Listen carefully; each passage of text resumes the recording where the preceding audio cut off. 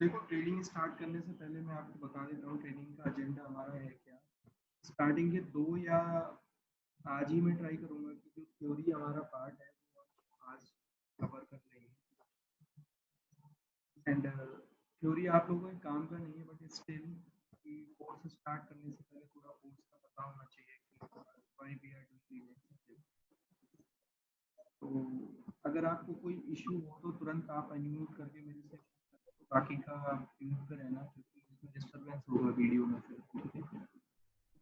तो अभी आज का एजेंडा हमारा यही है कि red hat training modules, about course modules and training certification, what is Linux, what is open source, what are the features of Linux, Linux flavors, what is Unix, Unix flavors, difference between Windows and Linux operating systems, types of login users, types of login mode, how to log in GUI machine, how to start the work in Linux operating system, about some short keys to manage the command prompt screen, basic commands, how to add any users and apply their password, how to switch into any user account and log out from any account, basic date and cal command with options. So this is our agenda for today's class. So before starting, I would like to just tell you that what is the course modules we will cover here. So see, we have the, अगर आपने बोला कि मेरे को Linux की training start करना है तो इनिशियली हमारे पास 2 मॉड्यूल्स होते हैं, ठीक है, RSC एंड RSC। ओके, इस वाले मॉड्यूल को आप बोल दो क्या, red hat certified system administrator, और जो आपका ये मॉड्यूल है आपका RSC वाला, इसको बोलते हैं red hat certified engineer. Okay, यानी कि आप ये बोल सकते हो कि इस वाले कोर्स में आप टोटल, रेड हैट के अकॉर्डिंग रेड हैट बोलता है कि अगर आप स्टूडेंट को ये वाला ट्रेनिंग दे दो आप RSC का, तो you have to cover 2 modules, SA1 and SA2। एक तरीके से ये आपके 2 बुक हैं जो कि आपको कवर करने हैं ट्रेनिंग में, ठीक है। एंड थर्ड बुक में जो रहेगा आपका थर्ड मॉड्यूल जो है कि आपकी SA3, ठीक है। अब बात आता है कि यार इनका सिलेबस क्या रहेगा, कि SA1 में हम क्या कवर करने वाले हैं और SA3 में क्या करने वाले हैं। तो SA1 और SA2 में हमारा जो लिनक्स एडमिनिस्ट्रेशन का जो काम होता है, लिनक्स एडमिनिस्ट्रेटर बोलो या फिर लिनक्स मतलब एडमिन की जो काम है, मैंने बोला कि यार जो कंपनीज में सर्वर्स जो होते हैं आपके, उनको डेली मॉनिटरिंग जो आपको करनी है। मॉनिटरिंग का मीनिंग होता है प्रोडक्शन में किसी सर्वर का हेल्थ चेकअप को ऑब्जर्व करना, ठीक है। मैंने बोला कि मेरे पास 500 मशीन्स हैं, तो उनका जो फाइल सिस्टम हो गया या फिर हर हर मशीन का CPU लोड हो गया, मेमोरी कंजप्शन हो गया, हार्ड डिस्क यूटिलाइजेशन हो गया, कितने यूजर्स उसमें बने, कौन सा यूजर कितना मेमोरी का कंजप्शन कर रहा है मशीन में, तो ये सारी जो प्रोफाइल्स आती हैं उसको बोलते हैं कि सर्वर्स का हेल्थ चेकअप करना, ठीक है। टेक्निकली उसको बोलते हैं हम सर्वर्स की मॉनिटरिंग करना। तो SA1 और SA2 में आप क्या कवर करने वाले हो, पूरा जो आपका सिस्टम एडमिनिस्ट्रेटर की जो प्रोफाइल होती है वहां पे आप SA1 या SA2 का सिलेबस कवर करो, ठीक है। SA3 में जो आपका होता है पूरा, इन शॉर्ट आप बोल सकते हो सर्वर्स कॉन्फ़िगरेशन, ठीक है। यानी कि आपने किसी नए लिनक्स सर्वर को क्या करना है, कमीशन करके देना है कस्टमर के लिए। तो वहां पे you have the different servers like started by, we will cover like young server will be there, DSCP server will be there, okay, NDB server will be there, and NFS server will be there, Samba server will be there, okay, so so on means इसी तरीके से कम 15 से 16 servers हम पढ़ेंगे जो कि companies में जिनका यूज है। तो वो वाला जो पूरा सिलेबस है आपका सर्वर्स कॉन्फ़िगरेशन का, वो हम कवर करेंगे ऐसे 3, ठीक है। तो अभी आपको ये क्लियर होगा कि what we will cover in the training SA1 SA2। और मैं बता देता हूँ SA1 का जो SA2 का सिलेबस रहेगा, आपका यूजर ग्रुप मैनेजमेंट हो गया आपका, ठीक है, फाइल बनाना, फोल्डर्स बनाना, उनकी परमिशन चेक करना, और परमिशंस में भी हमारे पास कुछ सिंपल परमिशंस होती है फाइल्स की, कुछ स्पेशल परमिशंस होती है, कुछ एडवांस परमिशंस, वो सारा कुछ कवर करेंगे हम इसमें। एंड लिनक्स में नेटवर्किंग का क्या रोल होता है, नेटवर्किंग में VMs को आप अपने इंस्टांसेस को या फिर लिनक्स सर्वर्स को आप IP असाइन कैसे करोगे, उनका SSH कैसे लोगे, दो लिनक्स मशीन को पिंग कैसे करोगे आप आपस में, वो सारी चीजें यहाँ पे। एंड पार्टीशन हो गया आपका, ठीक है, पार्टीशनिंग कैसे करोगे आप लिनक्स सर्वर्स में। तो ये सब कुछ हम कवर करने वाले हैं SA1 SA2 में। एंड SA3 में जो पूरा आप रीड करोगे वो रहेगा आपका सर्वर्स कॉन्फ़िगरेशन। तो ये बोला जाता है कि अगर आपने बोला कि मैंने एज अ बिगनर अपनी लिनक्स की ट्रेनिंग स्टार्ट की है, तो ट्रेनिंग में प्री रिक्विजिट्स है कि आपको RSCSA वाला पार्ट कवर होना चाहिए, तब आप क्या कर सकते हो, RSC अपना स्टार्ट कर सकते हो। बहुत से लोग ये करते हैं कि we are already working on Linux platform in company, so they directly started the RSC training. Okay, अगर आपने बोला कि I don't know what is the basic of Linux, so you have to start your training with RSCSA। Okay, so ये रहा आपका training का।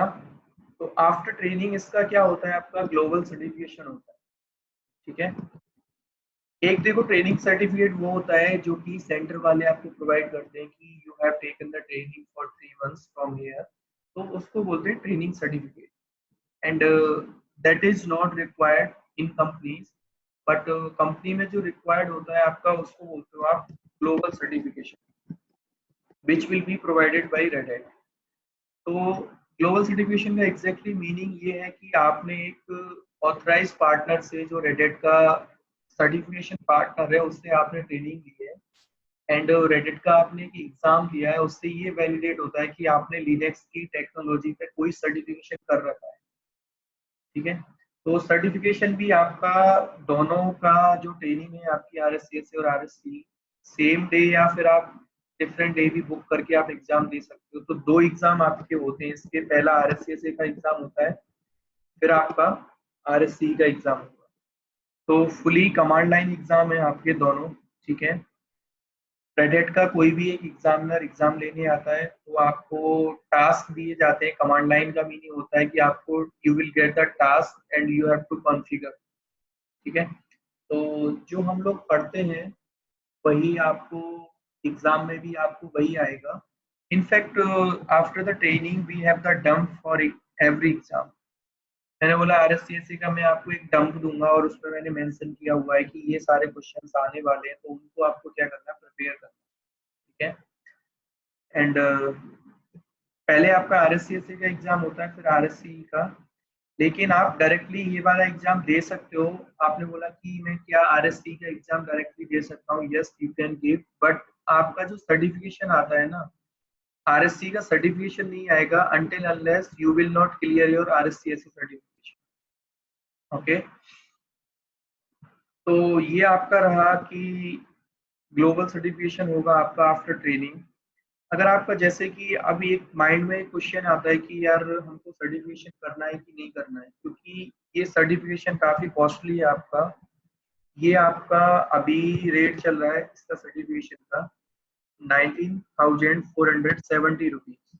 Okay, तो एक का इतना है, अगर आप दूसरे का भी देना चाहते हो तो उसका भी आपको सेम प्राइस देना पड़ेगा, ठीक है।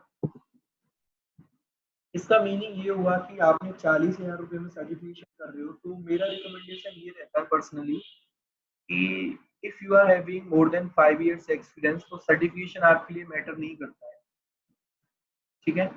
यहाँ पे आपका मैटर करता है कि आपको नॉलेज उस डोमेन को लेके कितनी है, क्योंकि कंपनी आपसे ये एक्सपेक्ट कर रही है कि आपको अभी फ्रेशर नहीं है, अगर आपको 5 साल से ज्यादा एक्सपीरियंस है, they are they are expecting about your key skills, means आपने टेक्निकली कितना काम किया डोमेन पे, लिनक्स की trouble shooting, how frequently you can resolve any issue. Okay, so 40,000 ना बेस्ड करके व्हाट आई प्रिफेयर्ड मीन्स कि आप कोई अलग से कोई टेक्निकल ट्रेनिंग कर लो लिनक्स का, जैसे after RSCSA and RSCE we have the expertise courses like OpenStack की ट्रेनिंग आपने कर ली, बोला कि मैं अपना क्लाउड में करियर बनाना चाहता हूँ, ठीक है। तो टेलीकॉम के लिए सबसे सही डोमेन है अभी, या तो आप ओपनस्टैक में स्विच कर जाओ, या फिर ओपनस्टैक का एक नेक्स्ट लेवल होता है आपका CL310, ठीक है। That is totally SDN profile and उसमें BNF एंड NFVI का डिप्लॉयमेंट आप पढ़ते हो ट्रेनिंग में, ओके। तो ये आपका फ्लो रहेगा पूरा ट्रेनिंग का। पहले हमें इसका RSCA से पढ़ना है, फिर हम RSC करेंगे, ठीक है। एंड आई होप यहाँ जितने भी लोग ज्वाइन करे हैं उसमें सब लोगों का मोटिव है कि हमें ओपन स्टैक स्टडी करना है इसके बाद, ठीक है। तो ओपन स्टैक के लिए भी प्री रिक्विजिट्स है कि आपको एटलीस्ट RSCSA तो आपका क्लियर होना ही चाहिए। अगर आपका RSCSA क्लियर नहीं है दैट मीन्स आप ओपन स्टैक डायरेक्टली नहीं कर सकते, क्योंकि it's clearly recommended by red hat the candidate should have the RSCSA knowledge before starting OpenStack training, okay। तो ये मैं कवर कर चुका हूँ आपका कि what we will cover in the training, and after the training we have the global certification, so there will be 2 exams, first will be RSCSA and second will be RSCE, okay। तो अभी हम आज के agenda को open कर लेते हैं, ठीक है। ये मैंने आपको बता दिया रेडिट ट्रेनिंग मॉड्यूल्स में we have 2 modules RSCSA and RSCE, ठीक है। इसमें जो आपकी 2 बुक कवर होंगी SA1 एंड SA2, RSC में आपके तीसरा बुक है जो कि है SA3 का, ये भी हम डिस्कस कर चुके हैं कौन कौन सा क्या क्या सिलेबस होने वाला है। क्रेडिट सर्टिफिकेशन ट्रैक, तो फर्स्ट एग्जाम आपका RSCSA का होता है and duration of the exam will be 2.5 an hour, totally practical based exam होता है आपका, ठीक है। एंड सेकंड एग्जाम जो है आपका वो RSCE का है, 3.5 an hours का एग्जाम है आपका and total practical based, okay. So that will be after your training, so no need to worry about the exam. First we will focus on the practical part, guys।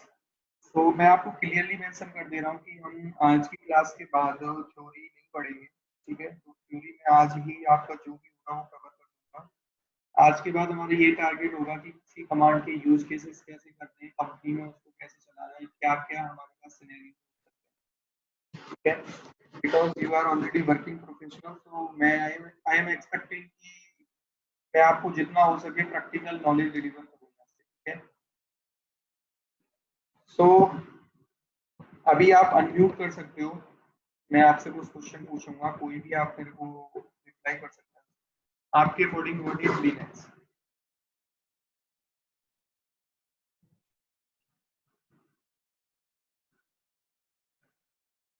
Hello, yes महबूब, क्या question है आपका?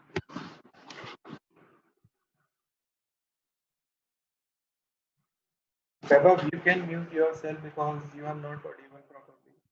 Davis, you can unmute yourself.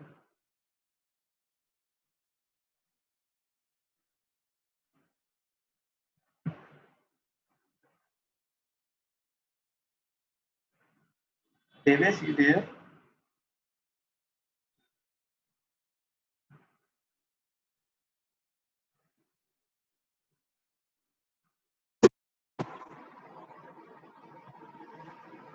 Yes, Davis, what is Linux according to you?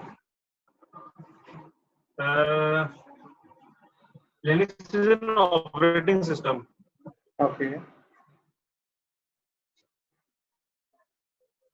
Basically, it is modeled on Unix only. That we can say.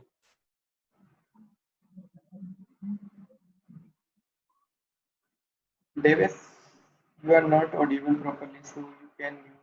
I will tell you. Okay. Thank you. Okay. Okay. So, see, what is Linux? Answer आपका बिल्कुल सही है, open source.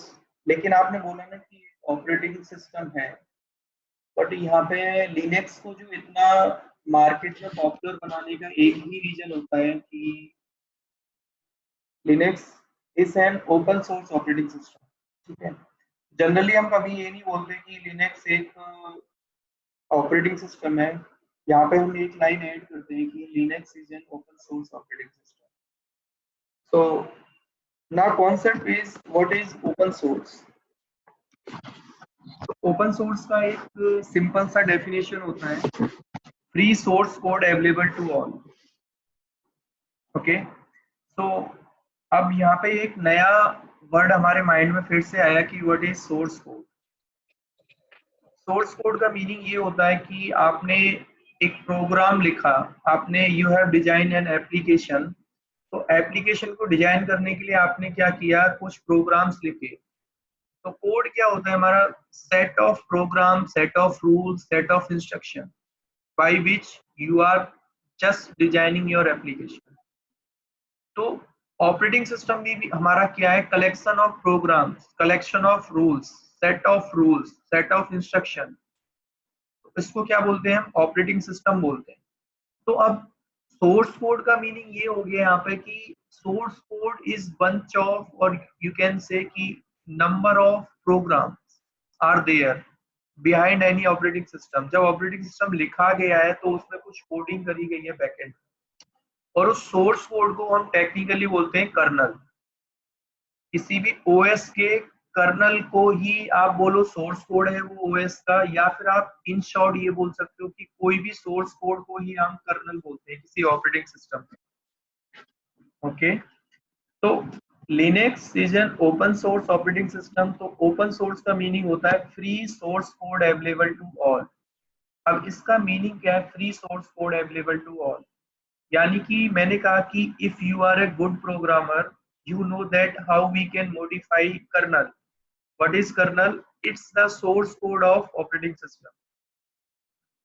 okay, और सबसे अच्छा example आप ले सकते हो कि एक जो ह्यूमन बॉडी है उसका कर्नल हो गया उसका हार्ट।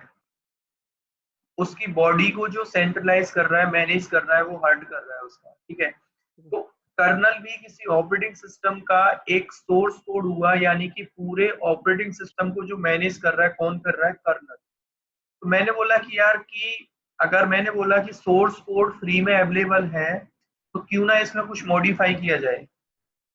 तो ओपन सोर्स ऑपरेटिंग सिस्टम में सबसे बड़ा एडवांटेज होता है, if you know that how to modify kernel then you are free, कि आप उसमें मॉडिफाई करो, you can customize it according to your requirement.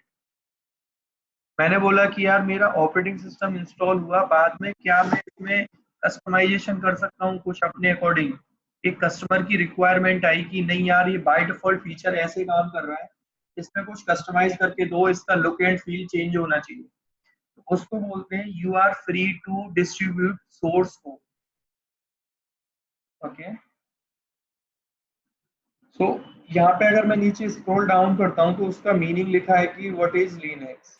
Okay, तो सबसे पहला लाइन यही है, Linux is an open source operating system and who developed Linux. Linux kernel, see why this is word here kernel, because Linux को हम क्या बोलते हैं, ऑपरेटिंग सिस्टम के साथ साथ कर्नल भी बोलते हैं। बिकॉज कर्नल क्या है, collection of source code. Source code में जो इन्होंने set of program, set of rules, set of instructions जो डिफाइन किए वही कर्नल है आपका। तो इसीलिए इसको बोला जाता है लिनक्स कर्नल। तो Linux kernel is developed by Linus Torvalds in 1991। Okay, Linux is an Unix based kernel. इस लाइन का मीनिंग यहाँ पे ये है, यूनिक्स बेस इसको इसलिए बोला गया है क्योंकि मार्केट में अगर आप थोड़ा सा हिस्ट्री में जाओगे तो पहले मार्केट में आया था Unix. So it is the updated release of Unix, इसलिए यहाँ पे इसको बोला जाता है यूनिक्स बेस्ड कर्नल, क्योंकि कर्नल हमारा यूनिक्स में भी था, कर्नल लिनक्स में भी है। तो लेकिन जो लिनक्स का जो कर्नल डिजाइन किया गया है ना, वो उसमें पूरा जो कर्नल यूज हुआ है वो यूनिक्स का हुआ है।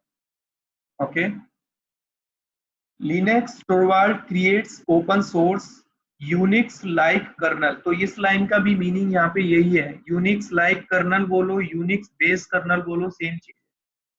Release under the GPL, general public licence. तो आपको पता होगा कि एक हमारे में, जैसे मैंने बोला कि यार कोई ओपन सोर्स ऑपरेटिंग सिस्टम है या कोई ओपन सोर्स एप्लीकेशन है, उसमें मेरे को कुछ कस्टमाइज करके उसको वर्ल्ड वाइड मेरे को पब्लिकली सेल करना है मार्केट में। तो उसके लिए आपको क्या लेना होता है, आईटी में एक लाइसेंस होता है जिसको आप जीपीएल बोलते हो। बिना इस लाइसेंस को आपको ऑब्टेन करके, मतलब अगर आपने लाइसेंस नहीं लिया है तो आप मार्केट में किसी भी ओपन सोर्स ऑपरेटिंग सिस्टम को सेल नहीं कर सकते, या कोई ओपन सोर्स एप्लीकेशन है उसको आप सेल नहीं कर सकते हो मार्केट में until unless you don't have GPL। Okay, so अभी इसमें एक लाइन लिखी है, at that time Linus Torvalds was a graduate student from Helsinki University. Okay, तो वो अपनी ग्रेजुएशन कर रहा था जिस टाइम इसने लिनक्स को डेवलप किया था। इसका प्रोजेक्ट इसको ये मिला था कि यूनिक्स हमारा जो था वो फुली कमांड लाइन इंटरफेस था, CLI ही उसमें चलता था। ठीक है, तो यूजर फ्रेंडली नहीं था, इस वजह से इसको प्रोजेक्ट ये मिला था कि you have to add some graphical user interface. तो इसने उसमें 6 मंथ उस प्रोजेक्ट पे काम किया था, और आफ्टर 6 मंथ इसने लिनक्स को डेवलप किया था विद ग्राफिकल। तो नाउ यू कैन से कि Linux support both the modes, CLI and GUI। I think CLI GUI आप लोगों को पता होगा, you are already working. Okay, तो CLI का मीनिंग ये होता है कि विंडो में, अगर मैं एक एग्जांपल देता हूँ, CMD जो प्रॉम्प्ट होता है उसको हम कमांड लाइन बोलते हैं। ग्राफिकली आप जो भी बना रहे हो, फाइल फोल्डर कॉपी कर रहे हो, पेस्ट कर रहे हो, कट कर रहे हो, ठीक है, वो सब हमारा होता है ग्राफिकल, यानी कि उसको टेक्निकली बोलते हैं हम GUI इंटरफेस। ओके, तो यू लिनक्स जो हमारा लिखा गया है वो लिखा गया है आपका C एंड C++ लैंग्वेज में। ठीक है, तो अभी हम बात कर रहे थे what is open source. Open source का यहाँ पे मीनिंग लिखा हुआ है, software and source code available to all. या फिर आप ये बोल सकते हो कि अगर आपने बोला कि यार मेरे को, देखो गाइस, आईटी में कोई भी डिवाइसेस, कोई भी ऑपरेटिंग सिस्टम, कोई भी एप्लीकेशन, हमारे पास बस दो ही तरीके हैं कि या तो कोई एप्लीकेशन हमारी कॉपीराइट होगी या फिर ओपन सोर्स होगी। ठीक है, कॉपीराइट का मीनिंग ये होता है technically, you have to purchase licence. मैंने बोला कि विंडोज मेरा ओपन सोर्स ऑपरेटिंग सिस्टम है या कॉपीराइट है, तो यहाँ पे आंसर ये होना चाहिए कि Windows is the copyright release of Microsoft. या फिर आप बोल सकते हो कि विंडोज जो है हमारा कॉपीराइट रिलीज है किसका, माइक्रोसॉफ्ट का। मैंने बोला कि यार विंडो मैं अपने सिस्टम पे तो चला पाता हूँ, फ्रीली मेरे पास अवेलेबल है, उसको बोलते हैं आपने एक क्रैक वर्जन यूज किया हुआ है। ओके, अगर आपने बोला मैंने एक्टिवेशन की चाहिए, तो उसके लिए आपको क्या लेना होता है, माइक्रोसॉफ्ट से एक एक्टिवेशन की परचेज करना होता है जो कि चार्जेबल होता है। जबकि ओपन सोर्स ऑपरेटिंग सिस्टम्स में क्या होता है, डोंट नीड टू पे you don't need to pay anything, means बोला मैंने कि कुछ पे करना पड़ेगा लाइसेंस लेने के लिए, नहीं। ये क्या होते हैं, फ्रीली अवेलेबल है इंटरनेट पे, आप कहीं से भी इनका फुली सपोर्टेड वर्जन डाउनलोड कर सकते हो ओपन सोर्स का। आपको लाइसेंस कोई भी परचेज करने की जरूरत नहीं है। आपने बोला चाहे मैं प्रोडक्शन में यूज करूं, चाहे ट्रेनिंग के लिए यूज करूं, चाहे कंपनी में यूज करूं, कहीं पे भी आप ओपन सोर्स को यूज कर सकते हो बिना लाइसेंस खरीदे। ठीक है, और सिंपल तरीके से अगर मैं समझाऊं तो आपको ओएस फ्री में मिल रहा है, आपको कोई भी एक्टिवेशन की उसका परचेज नहीं करना है। ठीक है, नेक्स्ट है हमारा the freedom to distribute software and source code. ये सब कुछ हम डिस्कस कर चुके हैं ऑलरेडी। ठीक है, what are the features of Linux. तो हमारे जो लिनक्स के फीचर्स होते हैं, सबसे पहला है मल्टी यूजर। तो इसका मीनिंग ये है कि सामने एक लाइन लिखी है इसके, allow multiple users to log in and use the resources at the same time. इसका मीनिंग ये है कि मैंने बोला कि विंडो में कोई श्याम नाम का यूजर बना था, तो क्या मैं श्याम नाम के यूजर से at a time multiple session बना सकता हूँ मशीन में? तो आंसर मेरे अकॉर्डिंग नो होगा। आई थिंक आप लोगों को भी ये पता होगा कि अगर मैं एक बार मशीन में श्याम से यूजर हूँ, श्याम से लॉगिन किया है मैंने, फिर से मैंने बोला कि श्याम से कोई दूसरा टास्क परफॉर्म कर सकता हूं, मैं नहीं कर सकता। मैंने पहले क्या करना पड़ेगा, मशीन से लॉग आउट करूंगा एंड देन दूसरे यूजर से फिर लॉग इन करूंगा। यानी कि हमारे पास एक फाइनल आउटपुट आया कि we can not take log in with multiple user simultaneously in window, but in Linux you can take the log in with multiple users simultaneously. तो जब यूजर हमारे लॉगिन करते हैं तो हर एक यूजर क्या क्या करेगा, अपना कुछ ना कुछ टास्क परफॉर्म करेगा, जिसको बोलते हैं क्या, मल्टीटास्क करना। ठीक है। मल्टीटास्क का मीनिंग, जैसे कि मैंने बोला कि यूजर ने एक कॉपी करने के लिए कोई फाइल को कॉपी किया। ठीक है। तो लिनक्स में क्या होता है, हर एक काम को, जो भी टास्क आप परफॉर्म कर रहे हो, उसको मिलती है एक प्रोसेस आईडी। प्रोसेस आईडी को ही हम बोलते हैं कि यहाँ पे एक प्रोसेस जनरेट हुआ मशीन में, जिसके थ्रू वो यूजर कोई भी टास्क परफॉर्म कर पा रहा है। ठीक है। तो जब मैंने बोला मल्टीपल यूजर लॉगिन है, तो मल्टीपल यूजर अपना अपना कुछ काम करेंगे। अगर काम करेंगे तो मल्टीपल क्या होगी, प्रोसेस बनेगी वहां पे, और मल्टी टास्किंग होगी।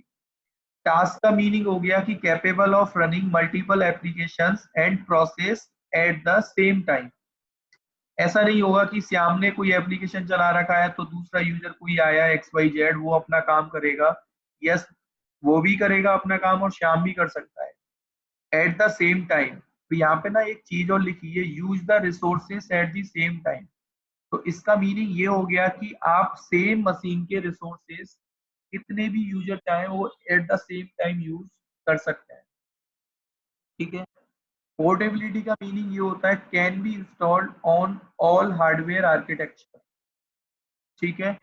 इसका देखो मीनिंग ये होता है कि आपने देखा होगा कंपनीज में भी बहुत सी एप्लीकेशन ऐसी आती है मार्केट में, या ऑपरेटिंग सिस्टम ऐसे होते हैं, उनके लिए हार्डवेयर की ना कुछ रिक्वायरमेंट होती है कि 4 GB रैम होना चाहिए, इतने कोर प्रोसेसर्स होने चाहिए, इतनी हार्ड डिस्क स्टोरेज होना चाहिए उसमें, ये वाला नेक कार्ड होना चाहिए, लैन कार्ड जिसको आप बोलते हो।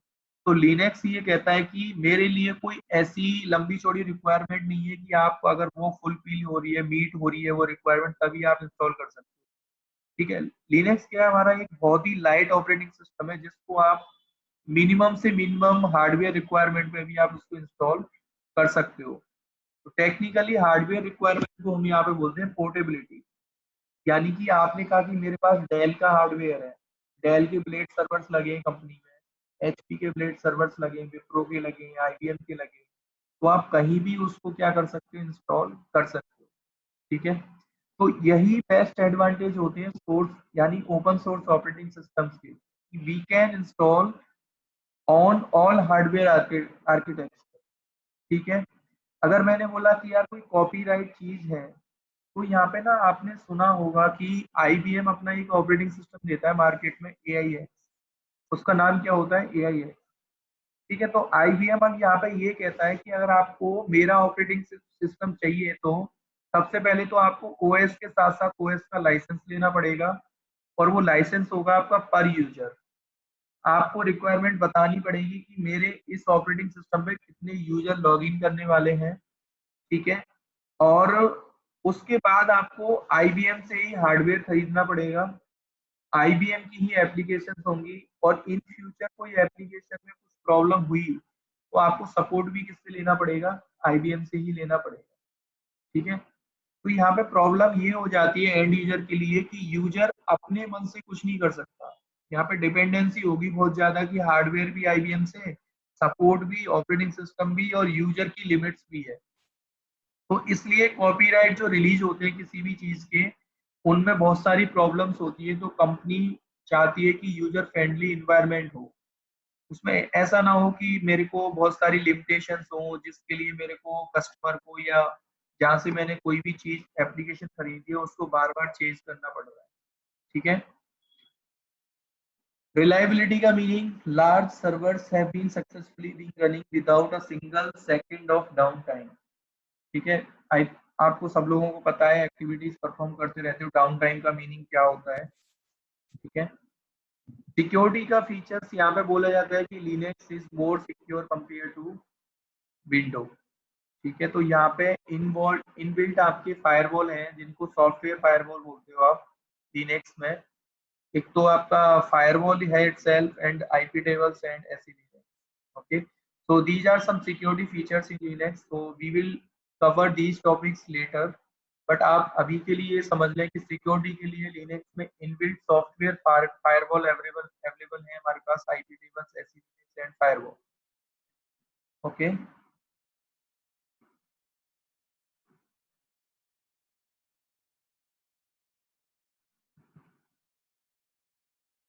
ओके वैभव, पोर्टेबिलिटी के बाद हमने डिस्कस किया है ओनली रिलायबिलिटी क्या होता है हमारा, सिक्योरिटी क्या होता है. तो सिक्योरिटी यहाँ पे इनबिल्ट हमारा है. Vaibhav please confirm if I am audible to you. Yeah, now audible, now audible. Okay, thank you. तो सिक्योरिटी का मैं डिस्कस कर रहा था अभी. यहाँ पे सॉफ्टवेयर देखो, आपको पता होगा फायरवॉल दो ही टाइप के होते हैं हमारे पास मार्केट में. या तो सॉफ्टवेयर बेस्ड होते हैं जिनको आपको एंटीवायरस भी हमारा एक सॉफ्टवेयर उसका ही काम करता है फायरवॉल का. या फिर ऑपरेटिंग सिस्टम में जो फायरवॉल होता है हमारा, जैसे विंडो में फायरवॉल आपको पता ही है, कंट्रोल पैनल में जाके आपको फायरवॉल दिखता है. ठीक है. जबकि लिनक्स में हमारे पास सॉफ्टवेयर बेस्ड फायरवॉल होते हैं तीन. फायरवॉल होता है एक तो इटसेल्फ, आईपी टेबल्स होता है और एसई लिनक्स. तो इन तीन टाइप के फायरवॉल से आप अपने लिनक्स सर्वर को क्या कर सकते हो, सिक्योर कर सकते हो. ठीक है. ओपन सोर्स फ्री, इसका मीनिंग है software along with the source code and documentation. देखो रेड का मार्केट में पॉपुलर होना है डॉक्यूमेंटेशन ओनली. बिकॉज अगर आपने देखा होगा कि ऑपरेटिंग सिस्टम तो मार्केट में बहुत सारे आते हैं. ठीक है, उबंटू भी है, सेंटोस है, रेडेट है, स्लैकवेयर आता है, मैंड्रेक आता है, बीएसडी. तो these are also the operating system, open source operating system, but उनका डॉक्यूमेंटेशन इतना अच्छा नहीं है कंपेयर टू रेड हैट. और आपको कभी ये भी नहीं बोलना है किसी के मैं रेड हैट एक ऑपरेटिंग सिस्टम नहीं है. रेड हैट एक ऑर्गेनाइजेशन है जो कि अपना ओएस देता है मार्केट में, लिनक्स. ठीक है. जैसे कि माइक्रोसॉफ्ट एक ऑर्गेनाइजेशन है जो अपना ओएस देता है, विंडोज. तो मैं ये बता रहा था कि डॉक्यूमेंटेशन की वजह से बहुत ही पॉपुलर है. आपने बोला कि यार मेरे को रेडिट में लिनक्स में इशू आ रहा है, तो क्या मैं उसको गूगल पे सर्च कर सकता हूँ? बिकॉज यहाँ पे मल्टीपल कैंडिडेट्स, या आप बोल सकते हो कि जो कि ट्रबल शूटिंग के लिए हमको स्टेप्स मिल जाते हैं कोई प्रॉब्लम का, इसलिए रेडिट को पॉपुलर बनाता है. तो आज अगर आप एक रेशियो निकालो ना, तो 80% कंपनीज में लिनक्स का यूज किया जाता है. और उसका बहुत बड़ा रीजन है इनका डॉक्यूमेंटेशन. ठीक है. लिनक्स के फ्लेवर्स, फ्लेवर का मीनिंग ये होता है कि ओपन सोर्स ऑपरेटिंग सिस्टम तो बहुत है मार्केट में और सब अपना अपना लिनक्स देते हैं. तो ये जो आपके सामने सारे जो नेम आ रहे हैं ना, ये अपने आप में कंपनीज भी है. ठीक है. मैंने बोला सूजे, तो सूजे भी अपना लिनक्स देता है, रेडेट भी अपना लिनक्स देता है, उबंटू भी, सेंटोस भी, डेबियन. ठीक है. फ्लेवर का मीनिंग आपको बस ऐसे समझना है कि है ये सब ऑपरेटिंग सिस्टम ही, लिनक्स ऑपरेटिंग सिस्टम ही है, लेकिन इनको डिफरेंट डिफरेंट ऑर्गेनाइजेशन डील करती है. तो आप जो पढ़ोगे किसके बारे में, रेड हैट लिनक्स के बारे में. ठीक है. यानी कि रेड हैट एक ऑर्गेनाइजेशन है जो कि अपना ऑपरेटिंग सिस्टम देता है, लिनक्स, उसकी ही आप ट्रेनिंग करोगे. So these are the icons of the open source operating systems like Debian, Ubuntu, Red Hat, CentOS, Fedora. So these are the inventors of Unix and Linux. Okay. Dennis Ritchie and Ken Thompson, इन दोनों ने Unix को बनाया था. तो ये दोनों अभी दुनिया में है नहीं. तो इस वजह से अभी यूनिक्स को जो टेक ओवर किया है वो AT&T एंड बेल लैब्स ने. देखो ये पीडीएफ में आपको शेयर करूंगा, तो थ्योरी आप पढ़ लेना. ठीक है. मैं इस पे ज्यादा फोकस नहीं कर रहा हूँ. अभी यूनिक्स के फ्लेवर्स है मार्केट में. देखो यूनिक्स भी हमारा एक ओपन सोर्स ऑपरेटिंग सिस्टम नहीं था, वो कॉपीराइट था किसका, AT&T एंड बेल लैब्स का. या आप बोल सकते हो कि यूनिक्स अगर आपको चलाना है तो आपको लाइसेंस परचेज करना पड़ेगा उसके लिए. तो आपको पता है मार्केट में IBM जो कंपनी है वो खुद का एक ऑपरेटिंग सिस्टम देती है, AIX. सन वाले अपना ऑपरेटिंग सिस्टम देते थे, सोलरिस. तो अभी सोलरिस को जो खरीद लिया है एक तरीके से, या सोलरिस का जो डेवलपमेंट करता है वो ओरेकल वाले करते हैं, सन वाले नहीं करते हैं. तो अभी कहीं पे भी आप इंटरनेट पे पढ़ोगे कि सोलारिस को डेवलप किसने किया है, तो ओरेकल लिखा आता है, सन नहीं लिखा आता है। पहले सन माइक्रो सिस्टम एक कंपनी हुआ करती थी, कंपनी अभी भी है, लेकिन सोलारिस का डेवलपमेंट जो अभी होता है वो ओरेकल वाले करते हैं। ठीक है, एचपी वाले अपना एक ओएस देते हैं, एचपी यूएक्स। आपको पता होगा एप्पल वाले भी अपना एक ओएस देते हैं जिसको आप मैक ओएस बोलते हैं। ठीक है, तो ये सब कॉपीराइट ऑपरेटिंग सिस्टम है। कॉपीराइट किसके, मैंने बोला मैक एक ऑपरेटिंग सिस्टम है, तो वो कॉपीराइट हुआ किसका, एप्पल का। ठीक है, so these are the some differences between Linux and Windows. Windows में आपको पता होगा कॉपीराइट ऑपरेटिंग सिस्टम है एक इसका, माइक्रोसॉफ्ट का, लेकिन हमारा लिनक्स क्या है, ओपन सोर्स ऑपरेटिंग सिस्टम है। विंडोज हमारा अपडेटेड वर्जन ऑफ डॉस का है, तो डॉस जो हमारा लिखा गया था वो फोर्ट्रेन लैंग्वेज में लिखा गया था, और ये सपोर्ट करता है ओनली किसको, CLI मोड को। ठीक है, advance version of Unix, Linux जो है हमारा एडवांस वर्जन है किसका, यूनिक्स का, written in C language. Unix जो लिखा गया था हमारा ओनली सी लैंग्वेज में लिखा गया था। ठीक है, और यूनिक्स में ग्राफिकल यूजर इंटरफेस नहीं था, ये मैंने आपको पहले ही बता दिया था, क्योंकि यही प्रोजेक्ट मिला था लिनक्स टोरवाल्ड को कि आपको क्या ऐड करना है, ग्राफिकल यूजर इंटरफेस ऐड करना है आपको, ताकि वो थोड़ा सा यूजर फैमिलियर हो जाए। ठीक है, Windows operating system support both the mode CLI and GUI। इसको जो लिखा गया है वो डॉटनेट फ्रेमवर्क में लिखा गया है, एंड लिनक्स को जो लिखा गया है हमारा C एंड C++ में। both the modes supported in Linux, CLI and GUI। Okay, तो यहाँ पे देखो ये काम की चीज है, जो फोर्थ पॉइंट है आपका, विंडो में अगर आपको कोई भी ऑपरेटिंग सिस्टम इंस्टॉल करना होता है तो आप उसकी EXE फाइल डाउनलोड करते हो। Set up file to install any software, मैंने बोला VLC प्लेयर डालना है आपको, विंडो मीडिया प्लेयर डालना है, MS ऑफिस डालना है, तो आप उसकी क्या डाउनलोड करते हो इंटरनेट से, EXE फाइल। जबकि अगर आपको लिनक्स में कोई ऑपरेटिंग सिस्टम सॉरी एप्लीकेशन अगर इंस्टॉल करनी है, तो यहाँ पे हम डाउनलोड करते हैं उसका RPM। अगर आपने देखो एप्लीकेशन सारी लिनक्स में भी चलती हैं, विंडोज में भी चलेंगी, लेकिन इंटरनेट पे जो आपको मिलेगा वो EXE फाइल मिलेगी विंडोज के लिए, और आपको लिनक्स के लिए सेम एप्लीकेशन चलानी है तो आपको क्या डाउनलोड करना पड़ेगा, उसका RPM। उसको हम बोलते हैं क्या, red hat package manager. File system का मीनिंग क्या होता है, किसी भी सिस्टम का फाइल सिस्टम। अगर आपने बोला कि जैसे कि मैं अपनी एक ड्राइव में गया, मैंने इसको फॉर्मेट किया यहाँ पे, ठीक है, तो फॉर्मेट करने का मीनिंग, अभी मैं फॉर्मेट नहीं कर सकता क्योंकि ये C ड्राइव है मेरा। अगर आपने पेन ड्राइव वगैरह को फॉर्मेट किया होगा तो वहाँ पे फाइल सिस्टम का टाइप आता है, वहाँ पे आपसे पूछेगा कि आप पेन ड्राइव को किस फाइल सिस्टम में फॉर्मेट करना चाहते हैं, फैट में करना है या फिर आपको NTFS में करना है। ठीक है, तो फाइल सिस्टम का मीनिंग ये होता है, मैंने बोला कि यार मैंने कोई अपना रॉ डिस्क अटैच किया सिस्टम से, तो वो डिस्क जो है हमारा राइटेबल कब होगा, जब हम उस सिस्टम के सपोर्टेड फाइल सिस्टम में उसको फॉर्मेट कर देंगे। तब तक आप उसमें कोई डेटा कॉपी नहीं कर सकते, अगर आपने फॉर्मेट नहीं किया है तो डेटा कॉपी नहीं कर पाओगे। इसीलिए हमें समझाना पड़ता है कि एक तरीके से फाइल सिस्टम एक सिस्टम का लैंग्वेज हो गया। अगर आपने उस रॉ डेटा को, रॉ स्टोरेज को फॉर्मेट कर दिया उस फाइल सिस्टम में, सपोर्टेड फाइल सिस्टम में, then only that will be writable. यानी कि अब उसमें आप कोई भी डेटा कॉपी या मूव कुछ भी आप कर सकते हो। ठीक है, कॉपी पेस्ट कट पेस्ट कुछ भी आप उसमें कर सकते हो। अगर आपने फाइल सिस्टम में फॉर्मेट नहीं किया है, again I am saying that will B only in read only mode.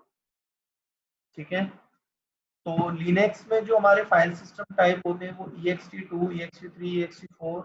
अभी मैं यहाँ पे लिख देता हूँ आपका, ठीक है, कहीं पे नोट डाउन कर लेना। बाकी का अभी जो टॉपिक आएंगे आगे उसमें डिस्कस करेंगे हम। ठीक है, तो हमारे ext2, ext3, ओके, ये जो ऑपरेटिंग सिस्टम थे हमारे, ये चलते थे RHEL4 एंड RHEL5 में। ठीक है, इसका मीनिंग क्या है? RHEL का मीनिंग देखो यहाँ पे है, रेड हैट एंटरप्राइज लिनक्स। तो अभी जो आपका करंट रिलीज जो चल रहा है ना, वो है आपका RHEL 8। जो आपकी ट्रेनिंग जो होगी RHEL 8 पे होगी, इसको बोलते हैं हम रेड हैट एंटरप्राइज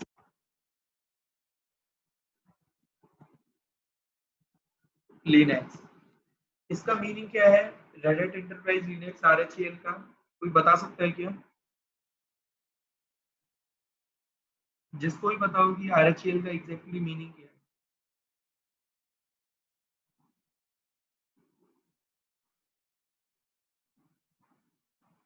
देखो RHEL का मीनिंग यहाँ पे ये है, जैसे कि मैंने बोला विंडोज तो एक ऑपरेटिंग सिस्टम है, ठीक है। अब विंडोज के रिलीज आते हैं, फिर विंडो 2003 आया, 2007 आया, 2008 आया। तो जो विंडो 8, विंडो 10, विंडो 7, ये क्या है? इनके वर्जन है, विंडो के वर्जन। आपने बोला विंडो 7 मेरे को सिस्टम में डालनी है या विंडो 10 डालनी है, तो विंडो 10 जो हो गया उसका रिलीज हो गया, सिस्टम का वर्जन हो गया, ओएस का वर्जन हो गया। ऐसे लिनक्स का आपसे कोई पूछता है कि लिनक्स के वर्जन क्या होते हैं, तो वर्जन में आप या तो बोलो लिनक्स 8 या फिर बोलो उसको क्या, RHEL 8। ठीक है, दोनों चीजें सेम होती है, या तो लिनक्स 8 बोलो या लिनक्स 7 बोलो या RHEL 7 बोलो, वो भी चीज सेम ही है। ठीक है, आई थिंक ये क्लियर है आपका कि RHEL का मीनिंग है यहाँ पे कि ये लिनक्स का अभी करंट वर्जन चल रहा है। ठीक है, तो इसीलिए इसको बोलते हैं रेड हैट एंटरप्राइज लिनक्स। तो हमारा जो लिनक्स का जो फोर्थ और फिफ्थ वर्जन था, उसमें जो फाइल सिस्टम के नाम थे वो थे हमारे ext2 एंड ext3। ठीक है, तो एंड ext4 जो आया था हमारा, वो आया था RHEL 6 में।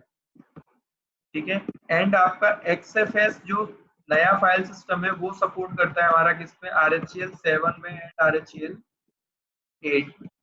ठीक है, तो अभी आपका जो फाइल सिस्टम टाइप है सिस्टम का, वो है आपका XFS।